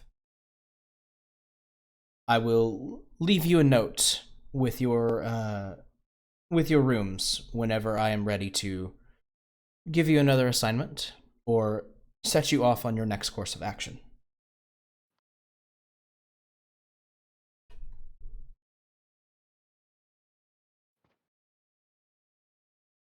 I'm gonna do like a little saluty nod and get ready to leave. there are no other questions for me, once again, I simply wish to thank you for a job well done. And that as soon as we know more information about your family's involvement in all of this, Miss Ember, you will be the first to know. I nod. And you'll also look into the missing people at the Arcanium, right? Yes, Faculty and students. that is one of our most pressing concerns, absolutely. Let me know if I can be of assistance. I understand you have some rapport with your old teacher, and one Perry Hotter. Oh yeah. I mean, yes. His look is just deadpan. Uh-huh. I am to understand that with the bulk of the upper management of the Arcanium being among the missing, Madame Celeste Ferenz has taken temporary control. It's pretty good hands.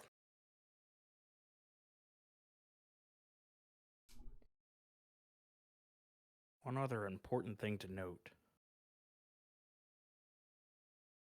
While we were entering the Arcanium,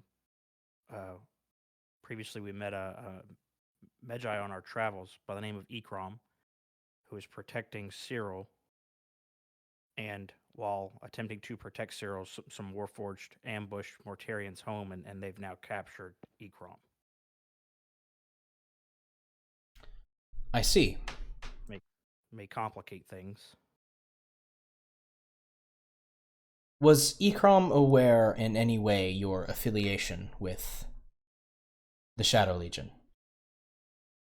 No. He was not. Very well. Hopefully, his captivity is linked with the captivity of those we believe missing from the Arcanium. Pursuing one lead will hopefully illuminate that as well.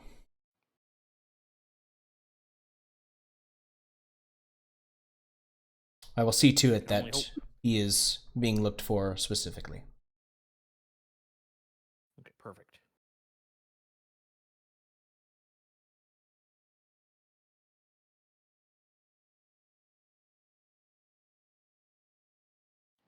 Anything else?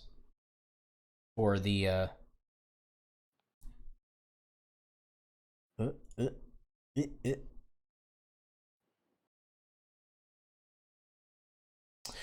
We believe Ikram could be a worthy ally of the Shadow Legion should he be introduced under the right circumstances, says Sergeant Peppers.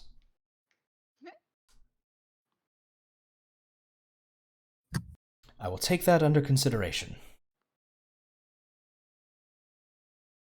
I do not wish to downplay the likelihood of his being found unharmed. But if he is to be found, then we will make every effort we can to do so.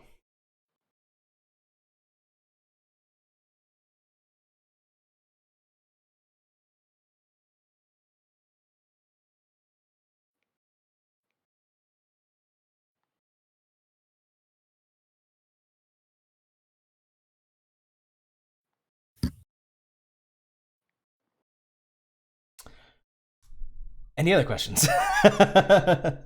Questions, comments, concerns?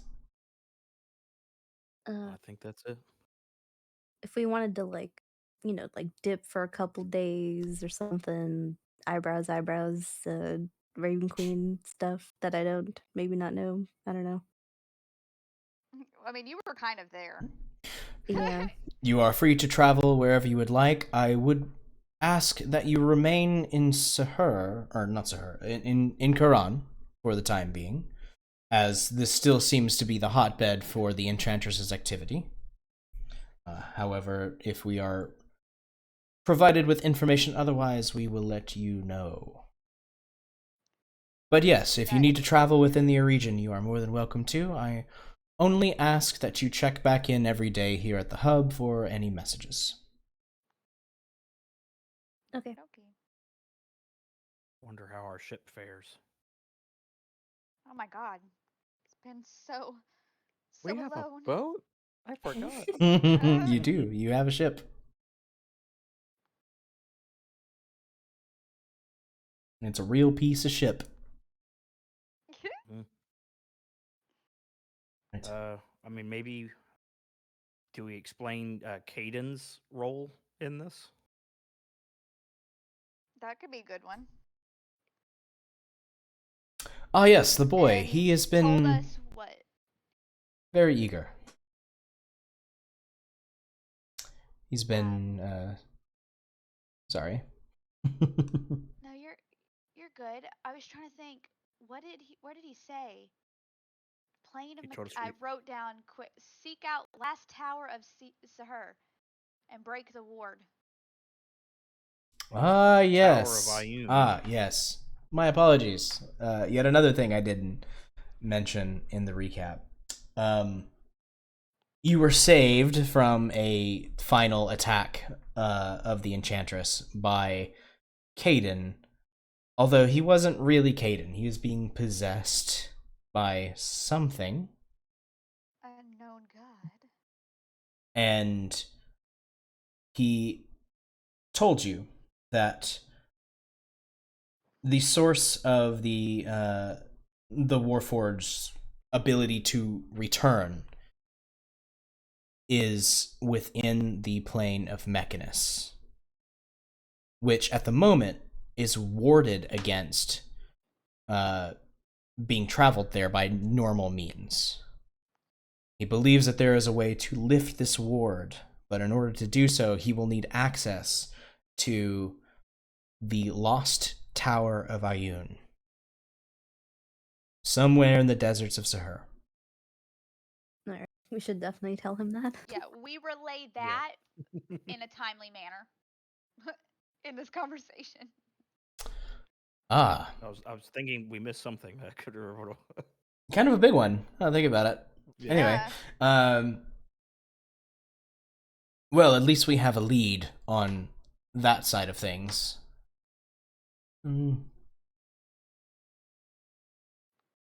I'll do what digging I can on the boy.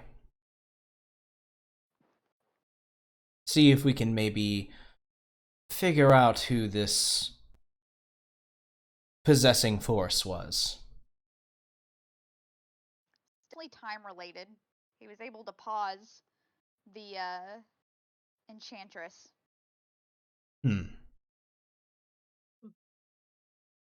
undo our time stop. The only deity that I know of for sure that dabbles in, if I can't even really call it time, more soothsaying, is Calistana, the goddess of fate. This doesn't sound like her MO. When we first found him in the desert, he had like a sandstorm around him. Like he was the center of the sandstorm, and he also had an hourglass, either pendant or jewelry or something, on him. Does that sound familiar? Let me make a religion check for Corvus here.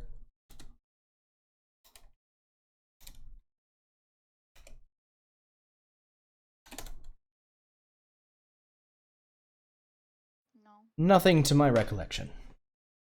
But that is good information to know. I know of some people that I can ask that may illuminate this mystery.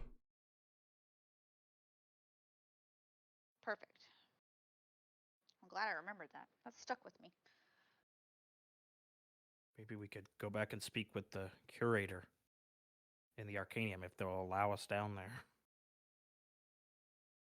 I understand the college is a bit of a mess at the moment.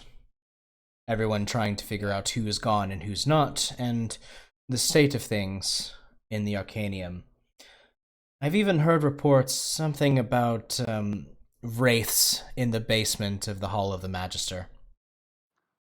Wraiths. Yes. Seems someone had Yes. broken into one of the classrooms and opened up a warded safe. I wonder who could have done that. I mean, if there Shut the isn't a door. fail-safe option for something like that in a school, is it really that person's fault for opening up a safe? You never know. I'm sure it is And I well under control, and Celeste is no... she can take care of herself as if needed, and I'm sure she has other students who are at least capable enough of defending some of the weaker students. And not all the faculty were taken. Which we should probably go, report to them. I'm sure another thanks might be in order. Maybe they'll even put a plaque on the wall and have our names posted outside the school for what a great job we did. Maybe Not we'll doing build our own anything wrong. tower named after us. I would recommend that you all do pay a visit to the Arcanium. However, I would advise to give them a few days to gather their bearings. Oh, yeah, of course. But yes, I am sure that they would be more than willing to reward you for your efforts.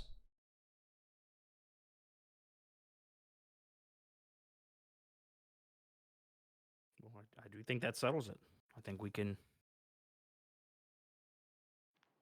kind of like spin my finger in the air and like point toward the door. Let's I've been by the door this whole time. You've When been are we like gonna trying learn to wave about us out. this? Yeah, let's go find Barden. Maybe yeah. Barden can. Lead Temeki out real quick. I inch towards somebody. Once again, well done, and please enjoy the pastries my son acquired. Oh, Your your son. son. Your son. What's your son's name by chance? His name is Crow. Crow. Bro. Oh my Jesus Whoa. Christ. Remember me? Jeez. Time to break the fourth wall. Oh. Hey, a wild This cat is screams still in when the he's young, distance. so he hasn't had he hasn't done all that shit to make his voice like this just yet. So But we have he'll the grow chance into to it. do It'll the be whole- all right. We have the whole chance to do that thing, never mind. We're not gonna get into that debate on it. Dare dun dun dun. Dun, dun. I'm more Well, into thanks. ravens, but that's okay. Oh. What's the difference? Crows have a really... I think it's crows that sound really... Crows are obnoxious, Ah. right? Yeah. Not you, of course. Mhm. If it's Crow in the room. They can be quite smart as well, but they are a different species of bird. Gotcha. Hmm. Let's go seek out Barden. Say Yeah. hi. I haven't said hi to him in a long time. Y'all got to It's say been a hi, while. and I was in the cave with the large. Oh Thing man, that the large giant. Yeah, happened. that almost No. caved us in. Man, we've done so much. Yeah. We've come so far. We really have. I have Yeah. to Come. come. God, gross. I feel like there's a part of me missing though. I I don't know what it literally is. Take as Tameki's talking, I push everybody out of the room. Like, yeah, buddy, let's go. Woo! All right. And I feel like something's missing. Josh looks back at me, who's fucking pushing him out the door. It's like, nah, I'm good. Everything's intact. I forgot. It's fine. What did you forget? Seek out. I forgot. Let's go seek I'm gonna out have to Barden. generate some art for Crow now. Damn it. Yeah. More NPCs to track. No. Why do I do this to myself? Okay. Stop giving us such interesting characters for us to fall in love with. Well, I'm sorry. I'm a genius. What can I say? You gave us a sweet boy that delivers pastries. How are we not gonna love that? That's fair. You literally wait, we'll put it on a platter for Rhea. It's Yeah. it's the simple Oh, things. it's gonna get the hand Oh my god. or something like that. The mage hand. Mage Oh, it's the mage hand. Ooh, kinky. All right. Can I levitate on my sword? I try to balance on it like a skateboard. Unfortunately, it is Fuck. not a strong enough levitation to carry your body weight. Fuck. What about smaller things? You can you can probably carry small 5 pounds worth. Very nice. Very nice. Okay.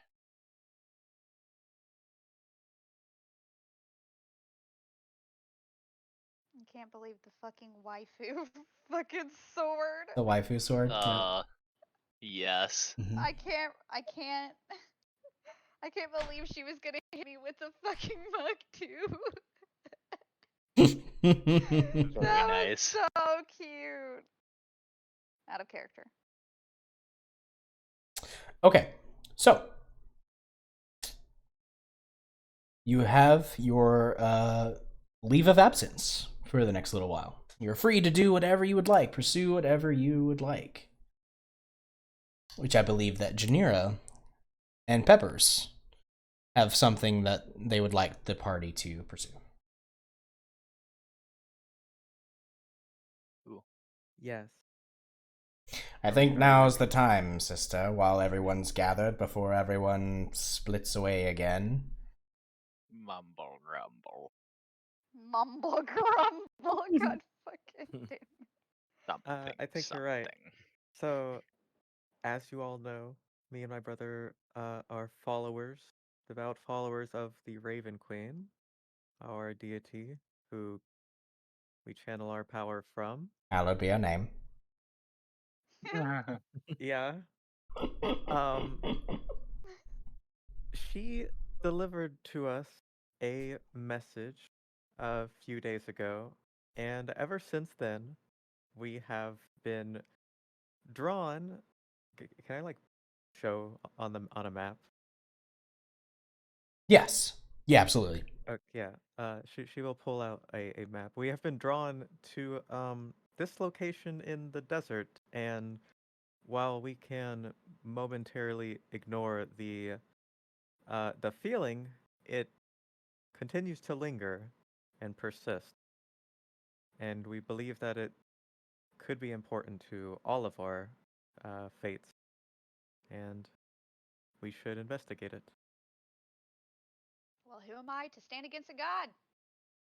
Sounds fun. Was it Kedan that saw Peppers and No, it was Ember. Ember. it was Ember? Yes. Yes. I remember what I had. I didn't witness anything, but I spoke with Temeki about his dream. That's what it was. It was very intense. There was lots of blood. It was very weird. Sounds awesome. And metal. It was He's not. basically It crying was like a cold. baby.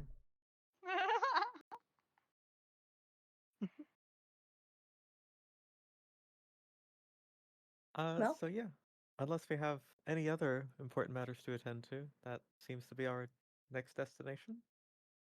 On the way out, we should look at the SWAD. I do recommend that we pick up some extra health potions before we set out. We seem to have run a little low. Dare, I think I'm falling into Snape territory. I apologize. Snipe.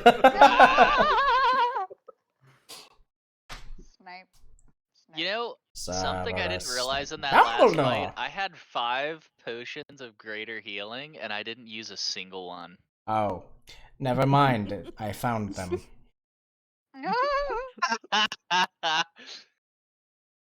Damn. I must have lost it in my You what? somewhere.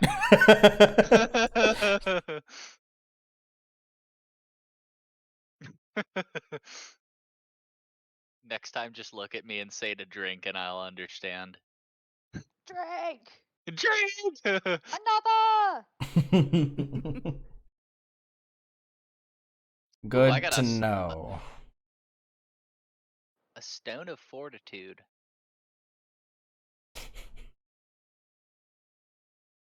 Which pocket did you put the potions in, Tameki?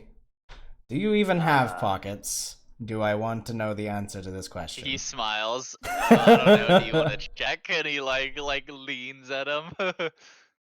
Oh no, With- he's and you hot. lean him with, Yes. with like Jeezy. your butt. No, I like put my hands behind my head and I like lean forward for him to check. God damn. Please no prison wallet shenanigans. I had enough of that in the army. You can check my meat wallet. Great. You. Pastry God. boy. Yeah, You he's made those fine. buns extra sticky. No. Oh no. We've already ruined your mans for you. Ugh. Do you wish for another love tap? Oh god. Tameki. Your shenanigans are how you testing lean? my patience. Oh my god. Even Jared's like, oh god. Would you like to find out? Alright. Pastries in hand. What is your next order of business? I guess we could check out the shop, talk to Barden, Okay. and then head out and get ready to travel. I say in an authoritative manner because I am lead assassin. Technically. We And should break. definitely check out his new obsession.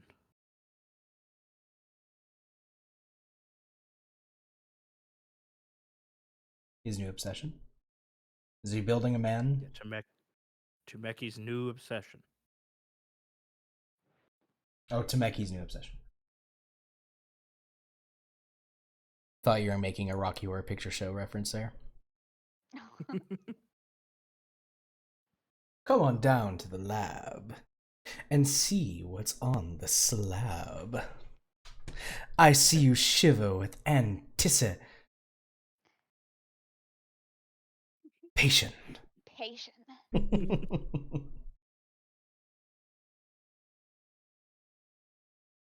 The gorgeous greatsword. Is that what it's called? No, it has a specific name, but I don't. Oh. Yes. Spoilers. Shh. Oh, The Bodacious Blade, that's a great name. That's a great. You can refer to it as the Bodacious Blade for now. Also, Yes. You may add it to your D&D Beyond inventory as a +1 greatsword for now. That's the one great sword. Mm-hmm.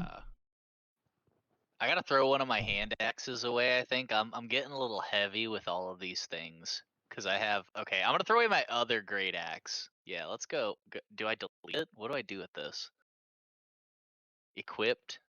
No. There we go. Okay, +1. Oh, it just says new weapon. Okay, I'm having problems. Just Skyrim drops it. Yeah. Or Starfield, all where of a it's just sudden- like in a packed box, Yes! just suddenly.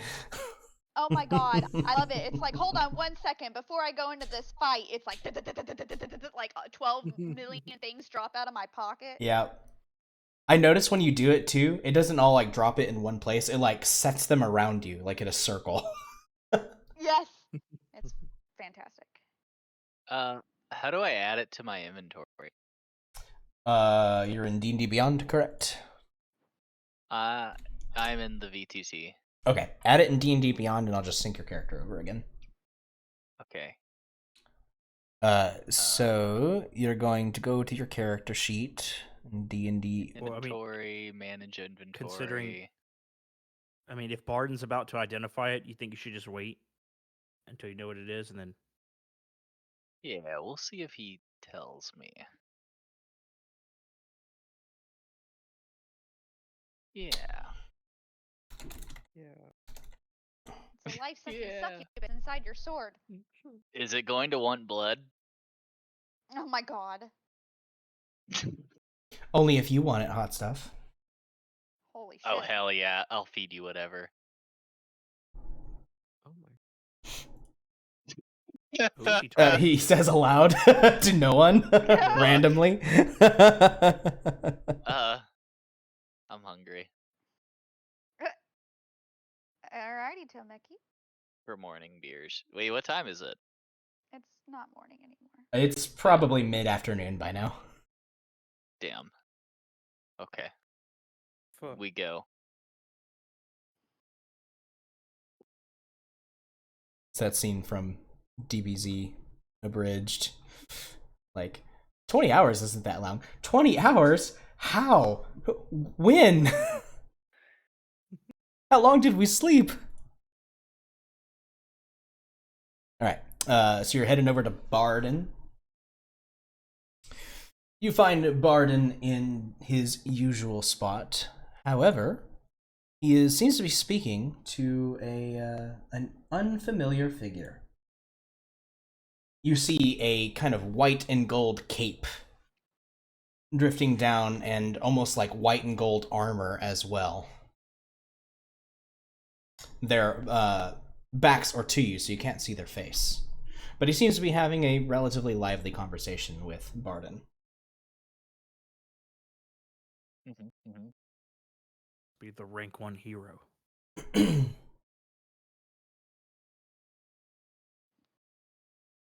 I walk in. Hi, Barden. Ah, hello there, Chimera. Have you met Jasper? And he points over to the figure who turns to face you, and you all see this. Hey. Oh. Oh, Whoa. he must be the robot who got his wings. He kind of tilts his head. I don't have wings, I don't think. Or do I? I'm sure we can make you some. I've always wanted to fly. But yes, hello, my name is Jasper. Ooh. He's a Hey, man. Reach out to- Jasper. Shake his hand. It's a pleasure to meet you, Jasper. The movement is normal, fluid like any normal person's would be, but you can hear the clicks and whirs of gears as he moves.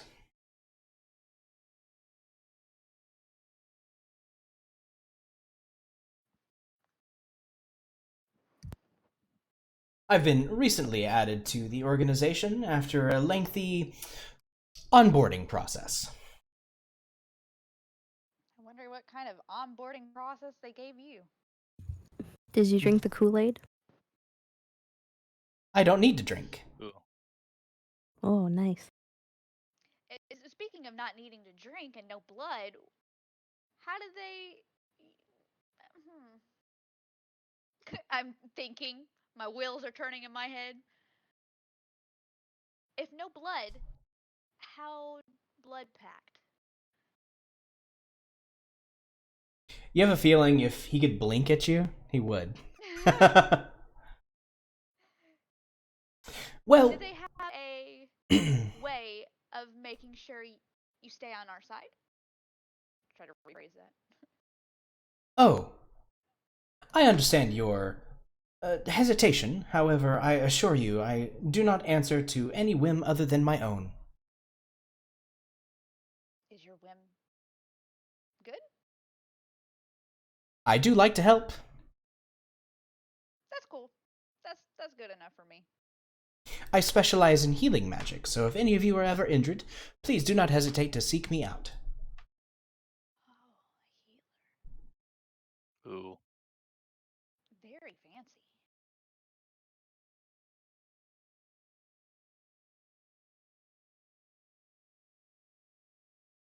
Anyways, I'm so distracted by this. What was his name again? Jasper. Jasper. Jasper. Or JA5P3R if you prefer. I like Ooh. that. I like that a lot. But yeah, Jasper, I got distracted. Welcome to the team. Barden. And I'm gonna like gesture to Meki over.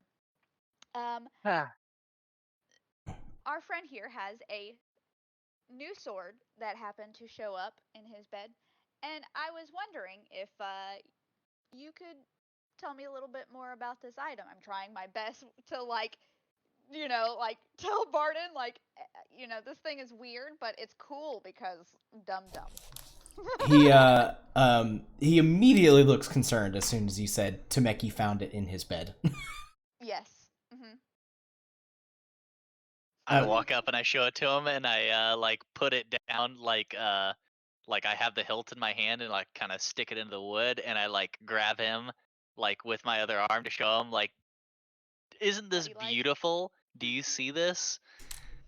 Gesturing to the woman that's in there. Like, isn't she beautiful? He goes, well, the blade is certainly a marvelous piece of craftsmanship. I've hardly ever seen steel be polished this much. I say, no, look deeper. There's like a woman in there. You gotta see her. Look at her. Is she beautiful? He, like, takes a look at the rest of you. It was floated earlier. It's definitely magical. I'm like, oh yeah, God. watch this, and I throw it, and then have it come back to me. You throw it over to Vulin's cart, and he goes, "Oh, what the fuck!" And then I pull it, and then I'm like, but wait, and then I pull it back. It flies back And into then your I put hand. it back down. I'm looking at Barden like that, like Jack Nicholson. Yeah. Like, isn't that cool as shit? Look at that.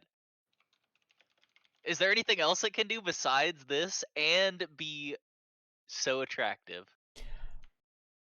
He keeps calling it hot. I don't know And why. I don't see anything. it came to him too. He Oh, and woke up with it. yeah, it's not just mutual. It's mutual. You. I knew what you were gonna say there. Oh God, we had Jesus Christ. And I to you. Even though you didn't finish, that's that was my most favorite thing you have ever said.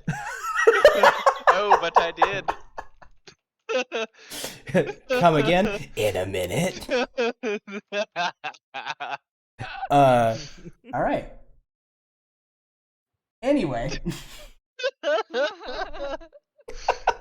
And here we are. And here we are. Barden kind of like walks over, puts some gloves on, and then comes back and gingerly takes the sword from you.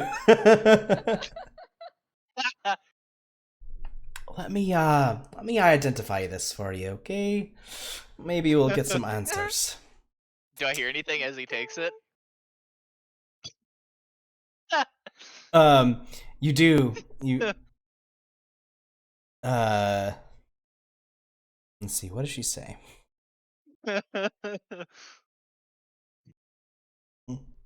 It's like almost like a pouting tone, like, do I have to? He's all weird and dwarfy. It's okay. It's for us. No. Oh, I can't say no to you. Oh. She contains herself. And Barden cast the identify spell on it. Let me see if D&D Beyond has this item already.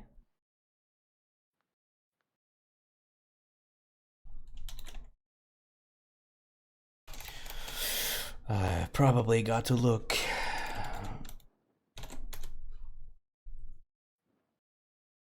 in homebrew. One moment. As you know already, it is a +1 greatsword. And as a free action, it can be recalled to your hand with instantly within 30 feet of you. It effectively can move 30 feet per round. So if it is further away, it can come back to you, but it may take multiple rounds to do so, depending on how far it is. Okay.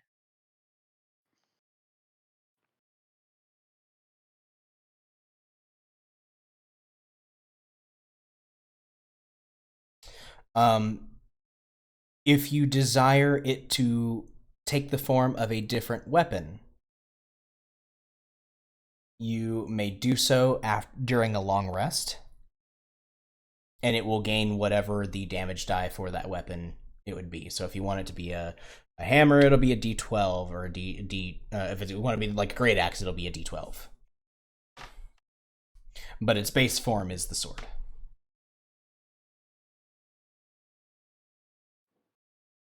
This music reminds me of Outlander.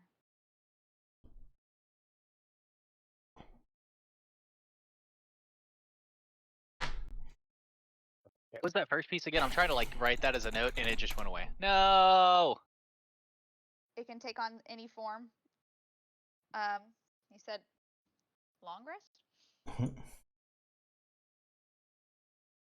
Of It can take on any weapon, and it'll take on those properties too. form and properties of any weapon. At a long rest. Mm-hmm. Its original form. Is it a greatsword? It is currently a greatsword. Okay. Why isn't it letting me change it? Okay. What was the first piece though? It is a +1 weapon, so that's +1 to attack and +1 to damage. Okay. I got the greatsword +1. And then I have those notes. Alright, I'm good. It can spring instantly to your hand if it is within 30 feet of you as a free action on your turn. If it is beyond 30 feet from you, it moves 30 feet closer to you as a free action, once per round.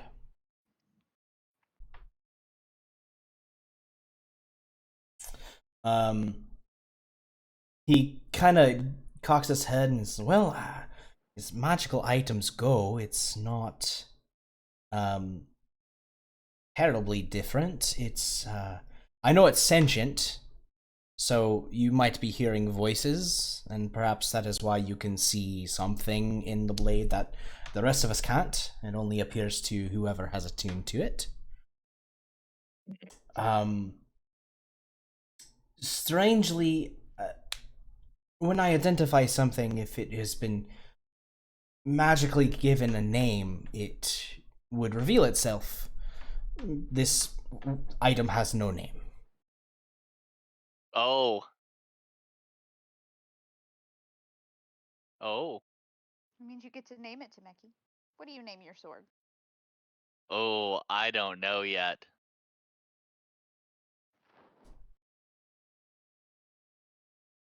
Is there The sword kind other of slowly kind of instances? inches back towards you, Tameki.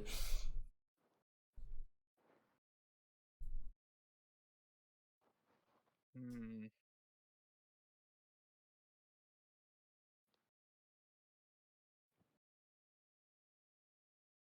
Yeah, I'm gonna have to think on that. The gorgeous greatsword, the bodacious blade, the sexy slice slab. Jeezy put those in there earlier. Let Elowen and Tameki meet, please. One day that may happen.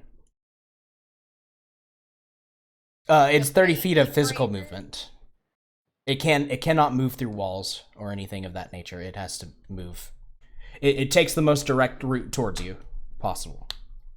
The baby breaker. Why is it breaking baby? Just Yeah. ask her what her name is, Tameki. Yeah, ask Yeah, her. what? Yeah, what is your name? Do you have a name? What do I call you?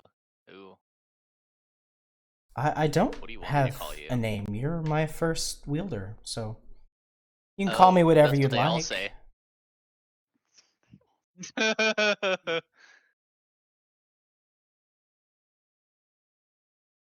I don't know. I'm gonna have to think on that.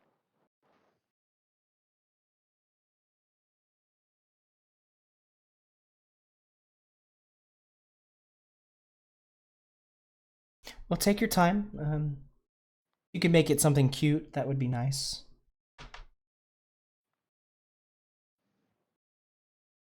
Okay.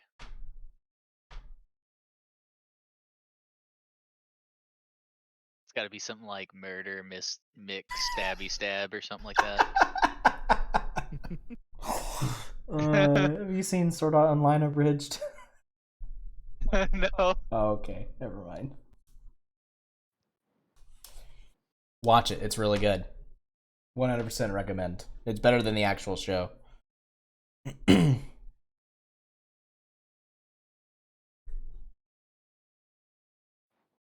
right.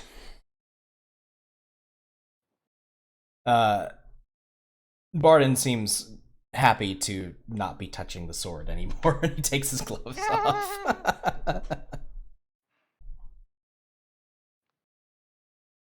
He turns over to Jasper. Sorry, they're a strange bunch sometimes.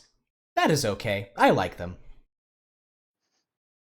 You know what? I like you too, J45PE with 3R, whatever it was. JA5P3R. I usually find it easier for people to just call me Jasper.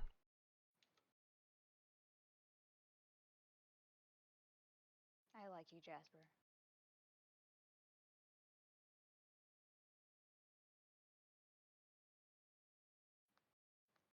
I'm splendid.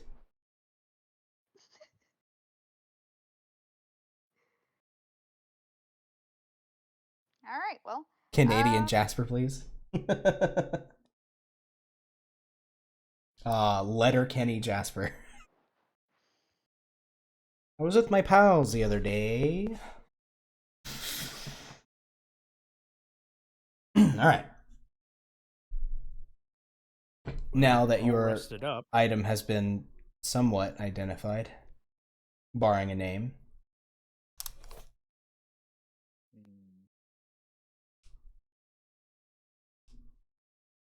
Think the calling from your goddess can spare any other moment, or should we be on our way?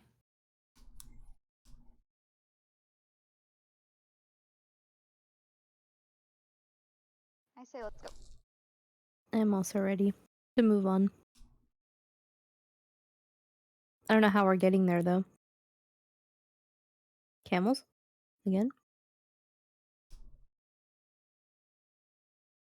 I don't know. Is there like a traveling thing, like somewhere in the hub that helps with travel outside of doors? Just the doors. They try to limit as many ways in and out as possible. Yeah, that makes sense. We got to go back to like the Arcanium, the town outside of it anyway, and then just rent some camels. Which, if you recall, there is a place to do so, along with a small dockyard to take a boat down to Sahur if you'd like. It is a bit faster than walking. But yes, there is. Previously, it was locked down because of what was happening at the Arcanium, but now that that situation has resolved, it should be open for business. Say we can rent some camels, make our way to where our friends are being called to. Possibly on our way back, if we still haven't received any other formal summons, we could take a trip back down to Sahur, obtain our ship, and then maybe make our way elsewhere. Sounds like a plan. Mm-hmm. Yep. unless something catastrophic, or you know, I don't know, something crazy that yeah, something might crazy that that God might, it's just a quest for a God. It's not going to be, it's just be a quick trip around the corner. Quick and easy. What could happen? What's the worst Yeah. that could happen? Also, can we say we slide by and bought potions just for sake of time? Yeah. I roll something. Yeah. Hang on. Let me pull up the spreadsheet.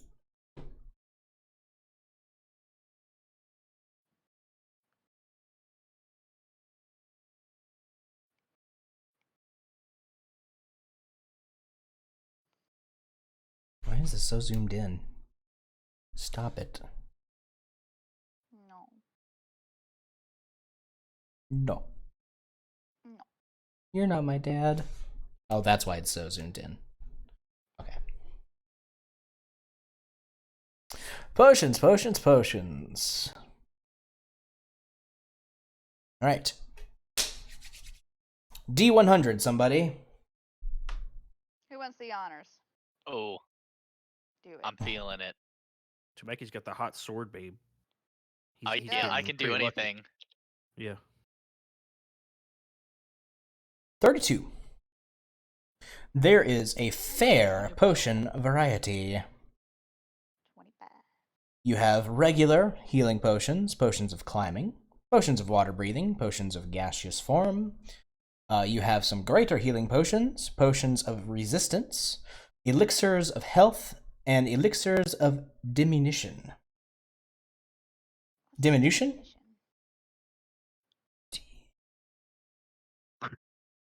What is that? Diminution? Hang on.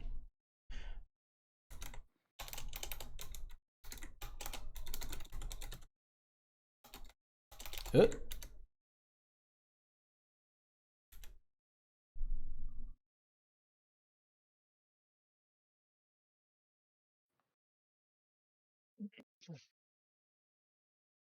Diminution. It sounds wrong. Because I want to pronounce like diminution, but it's a U. Diminun.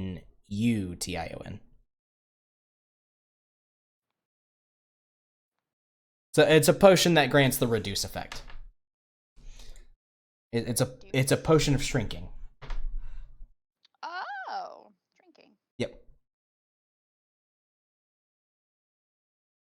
And we will say that there are Good.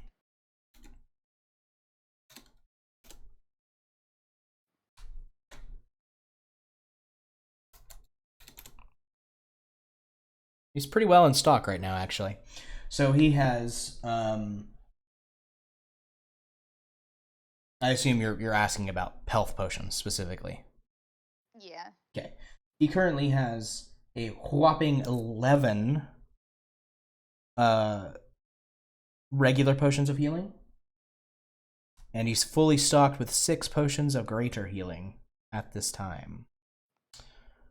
Those regular healing potions will go for 38 gold a pop, while the greater healing potions will go for 175 gold a pop. Mr. Moneybags.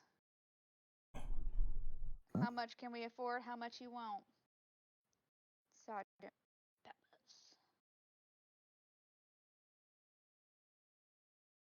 Peppers. Yes, let me check the coin purse. That I left for him on his bedside. In a bag of holding. Oh, that's Rolling right. in it. Peppers has a bag of holding now. Mm-hmm. Right. Yeah, so I can store everything and we don't have to leave it to Meki. One little Yeah. Are you void that taking we all the had. potions? Or the money? As it As it should should be.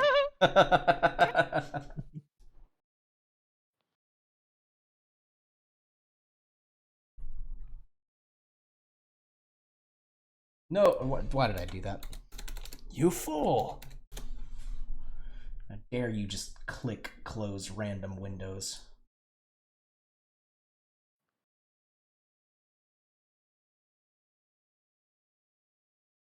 I was trying to think of a sword name. I think this is what it will be. Phantom Gaze. That's cool. Yeah. I was thinking of 2 names, but it doesn't make sense for a sword. It's got to be 1 name, and I think that pretty good. Whatever provisions you feel unnecessary to carry, offload them to me. I shall be the pack mule. Okay. Finally, I will my keep true my calling. 5 potions, just in case I need to quaff them. Off. Potion Wow. fella. Patience in it. You can't handle my potions. So I can.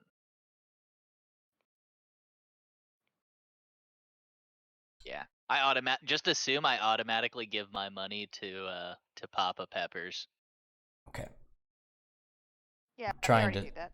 trying to see how much Good. cash she's got on Mr. him. Money Bags.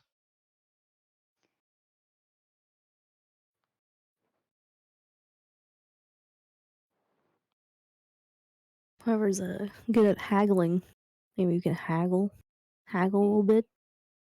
I'm not a haggler. Any hagglers? Tis not I. Is that We do be L- haggling little every day. persuasion. That is the lowest price already. You guys get everything at the lowest possible price.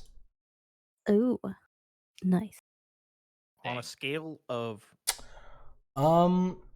Derek, do you by chance have your gold written down somewhere? Because I don't see it anywhere. Ah.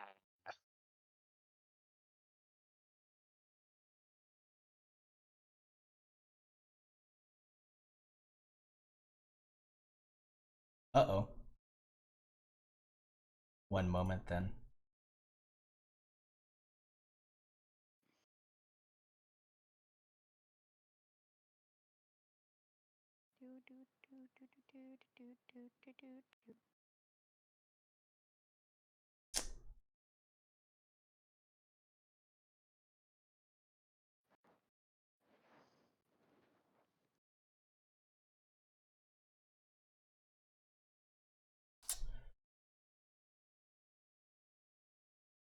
at least from what we looted last time, Kason wrote down 70 platinum, 2,400 gold, 3,000 silver, and 1,000 copper. Yeah, so at least we So have we at that. least have that.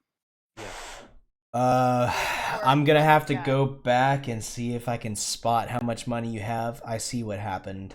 Oh, no. I didn't realize that the D&D Beyond importer had reset my settings, and currency was checked. Oh, no. So I just ported over whatever currency you had in D&D Beyond. So you at least have that amount of gold, the 2,400, and the 70 plat, which is worth 700 gold. How about that? Right? Hang on, no.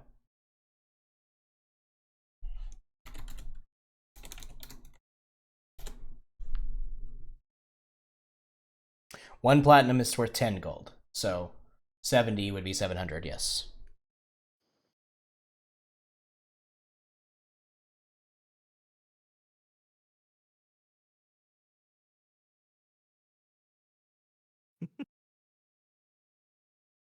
And how many did you have? I'm so sorry to ask you again. He has 11 11 regular healing potions and 6 graters.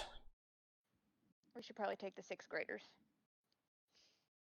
So that would be a total of too many tabs.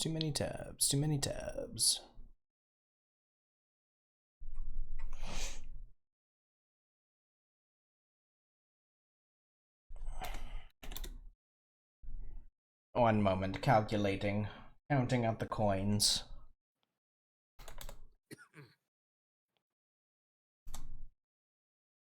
1,050 gold for all of those greater healing potions. Holy shit. Do y'all want to spend that amount? That's a lot. Can I do a We'll take them. Slams coins on the on the table. Alright. Perhaps you could make it just a flat 1,000.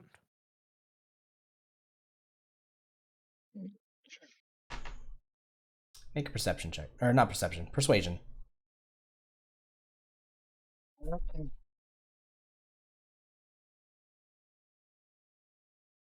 Perceive how much money we about to be getting. Vulin kind of like narrows his eyes and goes, "Oh, fine. Just because I like you.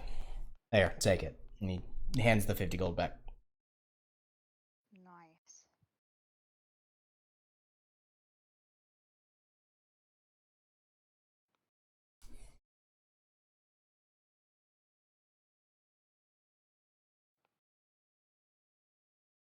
We want to split them up, or we each get one. We could do that. if Very you well want. handled, Kidan. Very good. Everybody gets one. Okay. One greater healing potion coming up.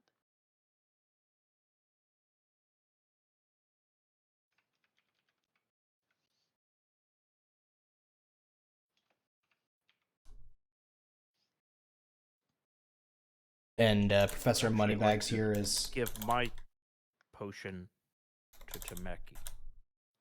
Okay. So Tameki, you get 2. Okay. I've added that money to Pepper's character sheet as well. He is currently the piggy bank. Nice. Okay.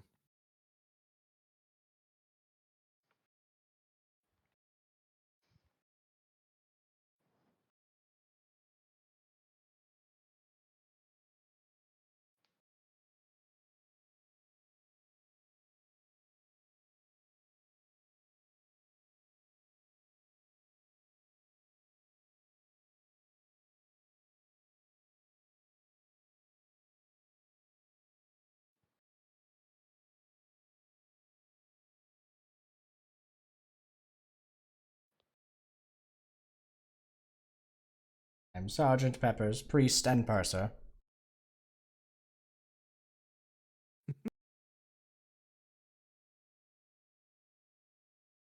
Payments to be remitted by me. Okay. Anybody else need anything?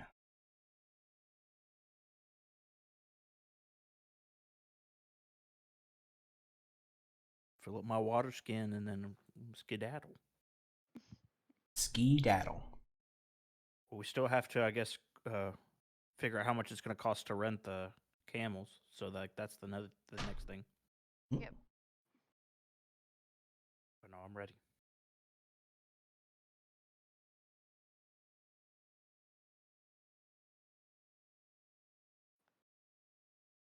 Okay. Everybody else good? Yeah. You doing alright, Janira? I haven't heard from you in a while.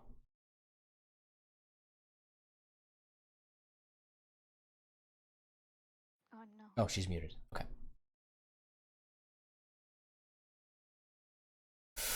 Onwards, then, on your magical quest for So goes. the goddess of death. Sir What is the God. worst that could happen? You can now officially say that you're on a mission from God. Indeed. Okay. You make your way back to the Arcanium and quickly make your way over to the stables, where they keep horses and camels. And the Caronin man who is running things there asks you what you are in need of. How many camels 6 do we camels. usually use? Use 6. I think we just each get one. Okay. Does Ember use her broom? I can use my broom. Ember could use her broom. So 5 camels?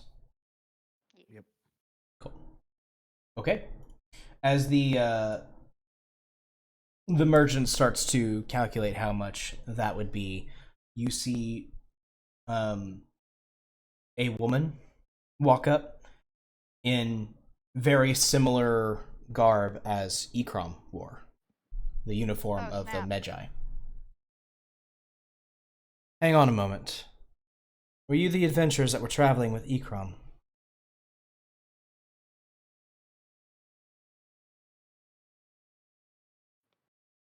Yes. Who's asking? I am Captain Sonata, leader of the Magi here at the Arcanium. We were tasked with keeping things in order while the dome was in place. I take it that you lot are responsible for it disappearing. We are.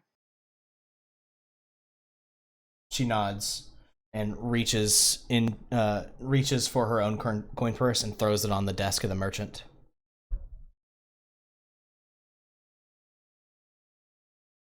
The Sultanate will pay for the camels. Much appreciated. Stay safe out there, and next time you see Ikram, tell him he owes me a very long explanation of why he's been away from his post. We will do that. Did we catch your name? Sonata, Captain Sonata. Sonata. Captain Sonata.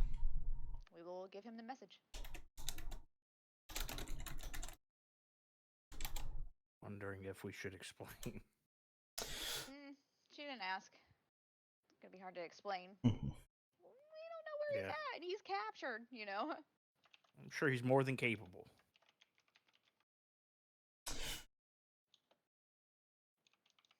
Good luck out there. Ayun guide you. And she bows her head and turns and walks away.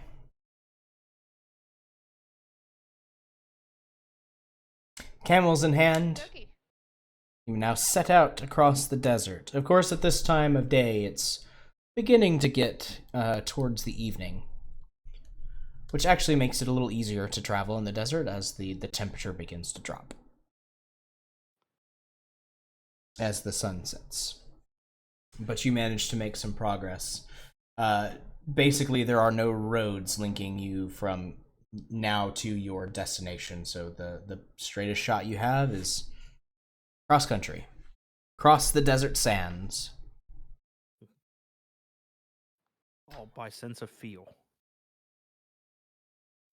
Good thing we have someone who knows the sands, right? And I nudge Kidan. Mm-hmm. Yeah, but even traversing the sands means nothing if we don't know where we're going. So I think we have to owe this one to. I have a feeling that we'll know what we're looking for when we stumble across it.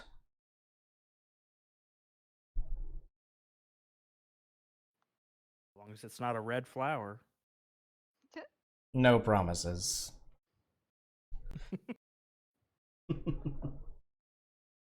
Alright, so you're able to travel at normal speed thanks to Kidan's natural explorer feat, meaning you don't suffer any penalties to your travel speed. And you begin your journey. How long do you travel for with the sun setting?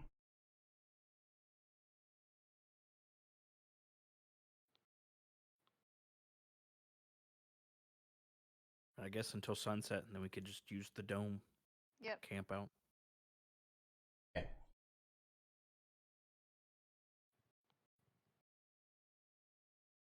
So let me. Alright, Tameki, you are let's see, set up from there, so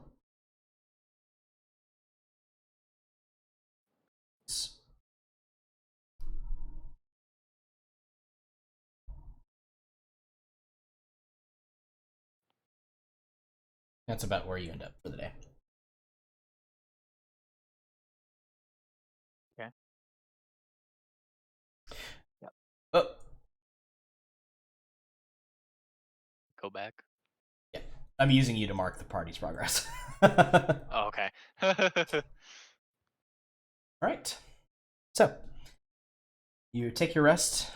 I guess you're using Priya's Leomund's tiny hut. Mm-hmm. I should remind you, that you received another magical item while you were within the vault. Oh, what was that? Oh yeah, the fortress. One of you has a Darren's Instant Fortress. It's probably It all in was- the bag. Yeah, it's all in the bag of holding. I am the one who has the tower. Would we prefer to use it? It may stick out in the desert. Tiny hut might be more Yeah. low key. Much more subtle, I agree.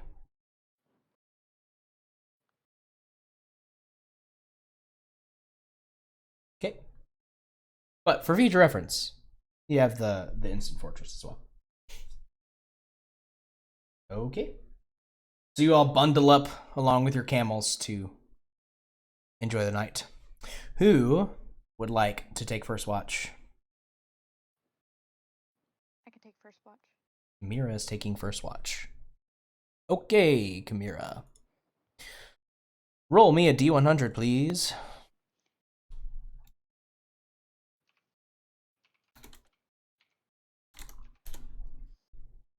BD6. 86. 55. 56, okay.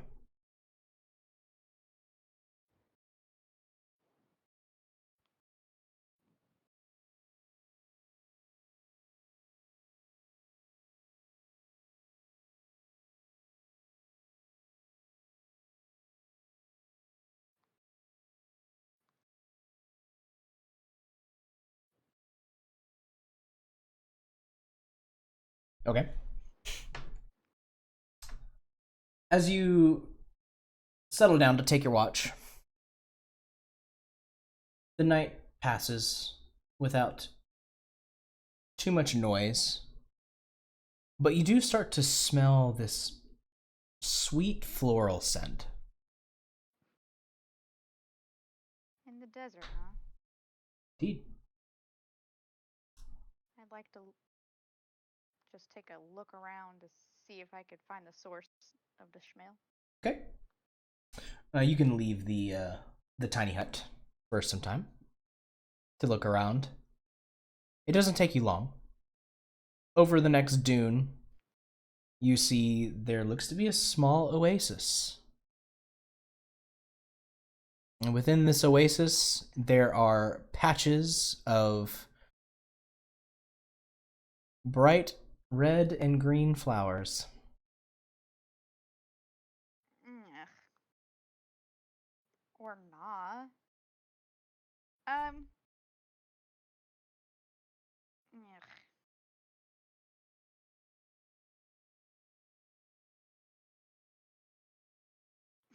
Do I remember what happened to Kithian? Mm-hmm. Oh, yeah. Stumbled across a Okay. very similar oasis with very similar red and green flowers, and he tried to pick one of the red Well- flowers, and it blew up in his face with the force of a fireball. I think I'll pass on the oasis. Okay. Are you sure? Learning from I previous thought about the mistakes. green I thought about the green one, and I was like, what will the green one do? It could be, red is bad, green is good, but it also could mean poison. I was like, Green is also a fireball, but it's peppermint flavored. Oh my god. Okay. Only one way to find out, really, but it is up to you. yeah. I'm not a curious cat. All right. I'm a distant. Can't help but wonder who put these out here. I Who's know, doing I this? do wonder that. The fuck?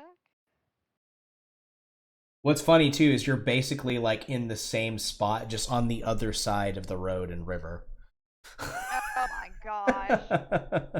Like right outside of the town? Like, you could probably Oh, draw wait, like a straight line just across the country, across the river and road, and like they probably, well, of course, anything between 2 points is a line. You know what I'm saying? Yeah, but it's basically like we're in the same area, Yes. so it makes sense that we would be on the other side, essentially. So, returning back, learning from previous mistakes, you decide to leave the Oasis of Strange Flowers be and return back to the party.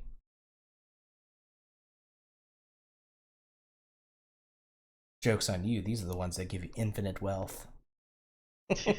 For some reason. Damn it. I gotta go to. I bed forgot soon about the 'cause I gotta Dragon work East Daddy tomorrow. mug. Yeah, Dragon Daddy. Oh my gosh. Dragon Daddy. Uh-huh. We have a Dragon Daddy. Yeah, you found a mug with text on it in Draconic that reads #1 Dragon Daddy. Wow. Sometimes my comedic genius amazes even me. The rest of your night goes well, Chimera. Who do you wake up for the second watch of the evening? Probably Keedan. Keedan. Needs less sleep. All right. Keedan, your watch goes. Chimera, do you tell Keedan about the flowers? Yes. Okay. Looks like the flowers are here to haunt us again. I didn't go to it though. Okay. PTSD sets in. I know, yeah, like the fucking war in the background. 1,000-yard stare, or just like a soft fade in of the flower over Keaton's face, and then explosion. Keaton, you can smell the sweet scent of those flowers, almost as if they're taunting you. Why are we still here? Just to suffer. But other than that, nothing of note happens during your watch. And who will take the final watch of the night? I'll wake up Ember. Okay. Ahoy! I'm ready for duty. Aye, aye, Captain. All right. Ember. Keaton, do you tell Ember of the flowers? Yeah. Did you pick the green one? I didn't pick any of them. Do you want to know what the green one does? I kind of want to know what the green one does. I'll do it. For you, I'll do it. I'll do it. Okay. Just be safe. You follow your nose over the dune next to you and see the tiny little oasis nestled at the bottom of the dune with the green and red flowers. Alrighty, Lester. Good night, buddy. Hey, good night. Good night. I'll get within like. How far is Mage Hand? I want to say it's like 60 30 feet. feet? It's 30 feet? Yeah, 30 feet. Yeah. I'll get 30 feet from a green flower. I'll like army crawl on the floor to get down. And then I'll delicately pluck a green flower and see what happens. That's what you did with the red ones, right? Yes. So you are 30 shot feet it. away? Yeah. One moment. Everything explodes. Oh god. Oh, it's those fucking things from Baldur's Gate in the Underdark, where it's just like that dude stuck in the middle, and like one goes off, and it's just like, Yep. it's a whole And field it's of them like Michael exploding. Bay's entire budget. Mhm. Budget. His entire budget. His entire motherfucking budget.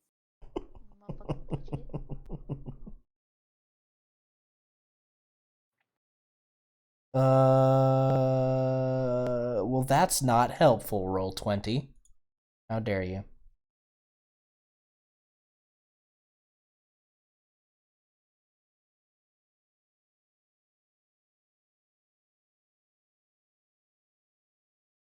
Okay. You're 30 feet away, correct? Yes. Okay. Yes. You are thankfully just out of range of the cloud of burning green gas that just sprays forth from the flower, coating the area into like a small fog dome. And that eventually settles, and you can see that all of the plants in the vicinity, all the red ones at least, are now just decaying and dying. I'll look at Keedan. I've avenged you. All the red flowers are dead.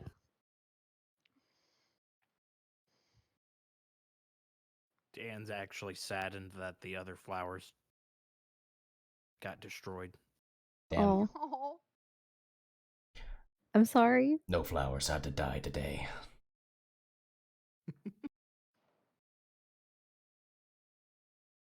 Can I cast mending on the flower?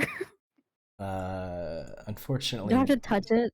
I don't want to touch it. Never mind. unfortunately, it's okay. yeah, mending does not help. Okay. I'll just. I'm gonna go start my watch now. At least no one else has to get hurt. Yep. Yes, and That's our the good thing. curiosities are quenched. Yeah. You settle in for your watch, and with the Oasis, already knowing what the Oasis is capable of, the rest of your watch passes without issue.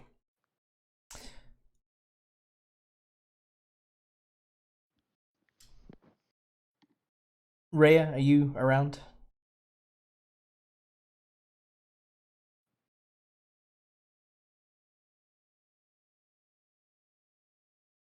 Oh, no. Hello. It's dream time. She might already be dreaming. She might already be dreaming.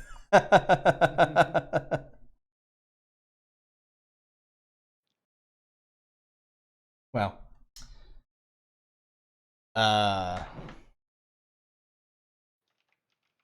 Peppers is here. Peppers, you also have this dream. Let's see if she responds real quick before I delve into it.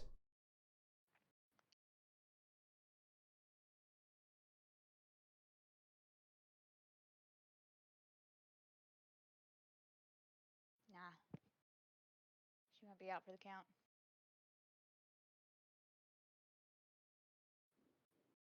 No worries.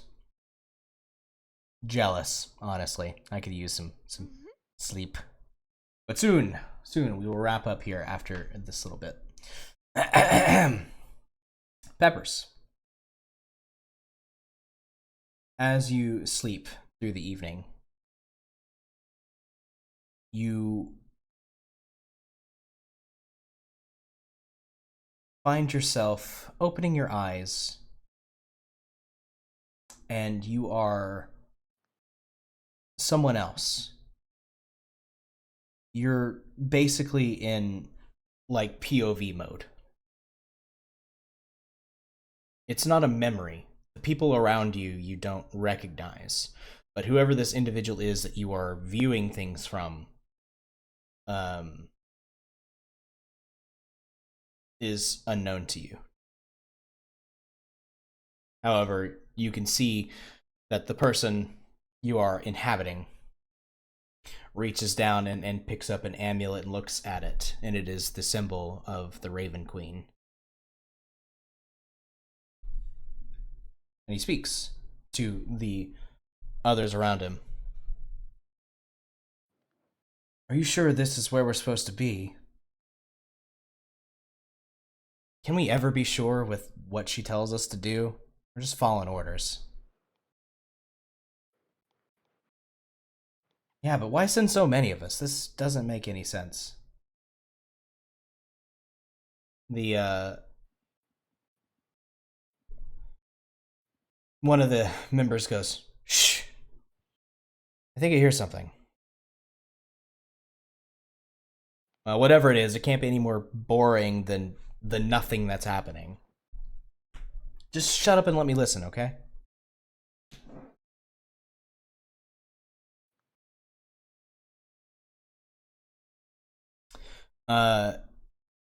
In the moment of the vision, you do pick out bits of amulets or other regalia on them that indicate that they are also agents of the Raven Queen.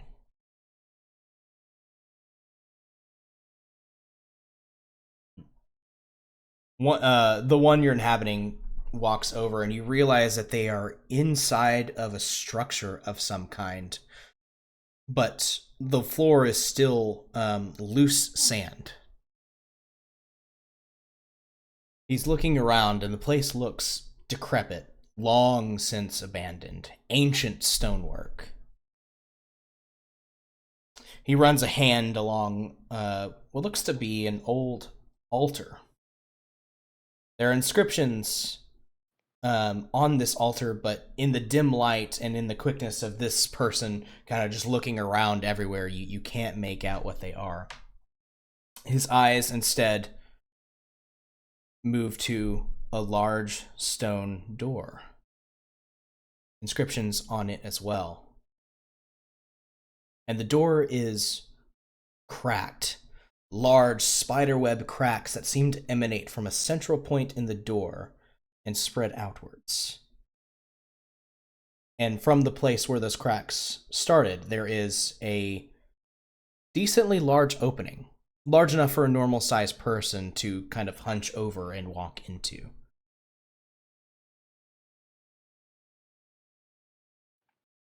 He peeks his head into the hole and holds up a lantern, and you can see stairs leading down, but only a few steps down, where the light of the lantern shines, it seems to immediately be sucked into darkness.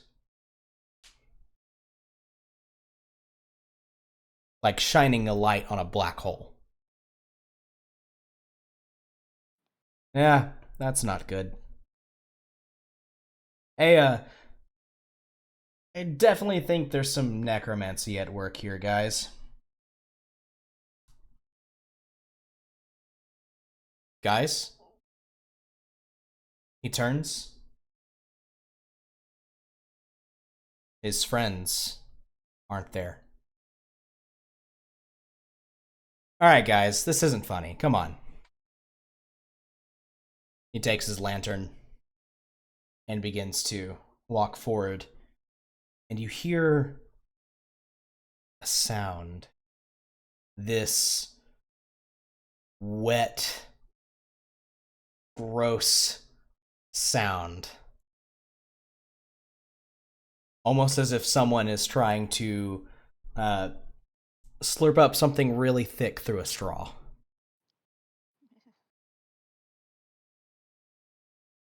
Guys? A voice answers. One that immediately makes the person whose point of view you are watching drop their lantern and draw their blade. I'm sorry. Your friends can't come to the phone right now. Leave a message after the beep.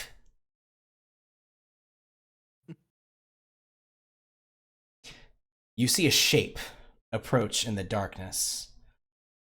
Just an amorphous blob, almost. You can't make out features, but you know that's where the voice is coming from.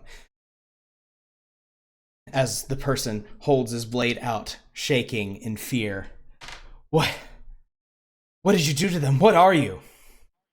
Oh, don't worry about them. You'll be joining them soon enough.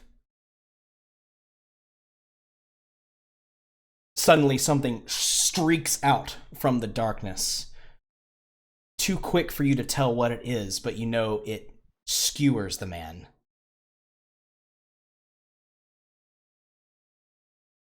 And as it does, you see the man's armor begin to grow loose around his arm and fall away as he shrivels up.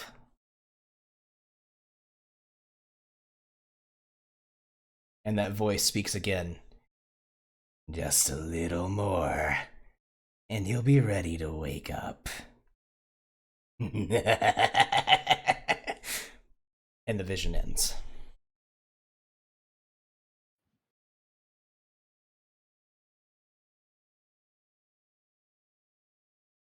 You awaken 10 in out of 10. a Sorry, cold 10 out sweat. of 10. You will laugh. Indeed. That was great. Why, thank you. Mhm. I practice a lot. It's actually quite concerning. Oh no.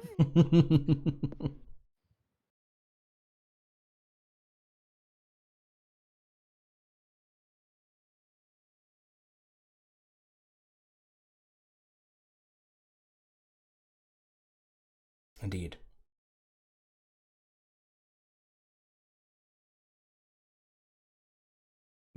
Sister, we must purge. Purge the heretic. Purge the foul creatures of undeath.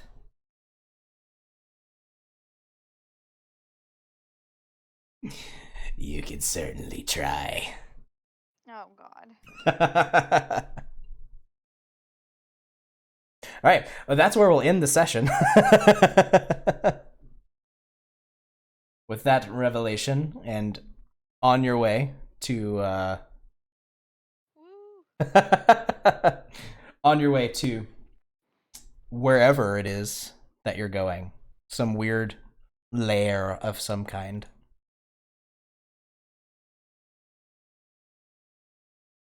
We'll pick back up there next time.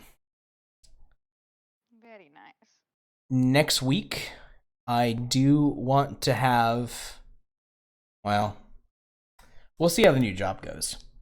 But I think I'd like to try and get us to do the reunion session that I've been talking about for a while. I know I still need to send a couple things to you and Jeezy, Kaysen, and I will do so. Either if I can get Friday off, I'll do it Friday. If not, it'll be Saturday. Probably later in the evening, Saturday. Okie dokie. Yeah.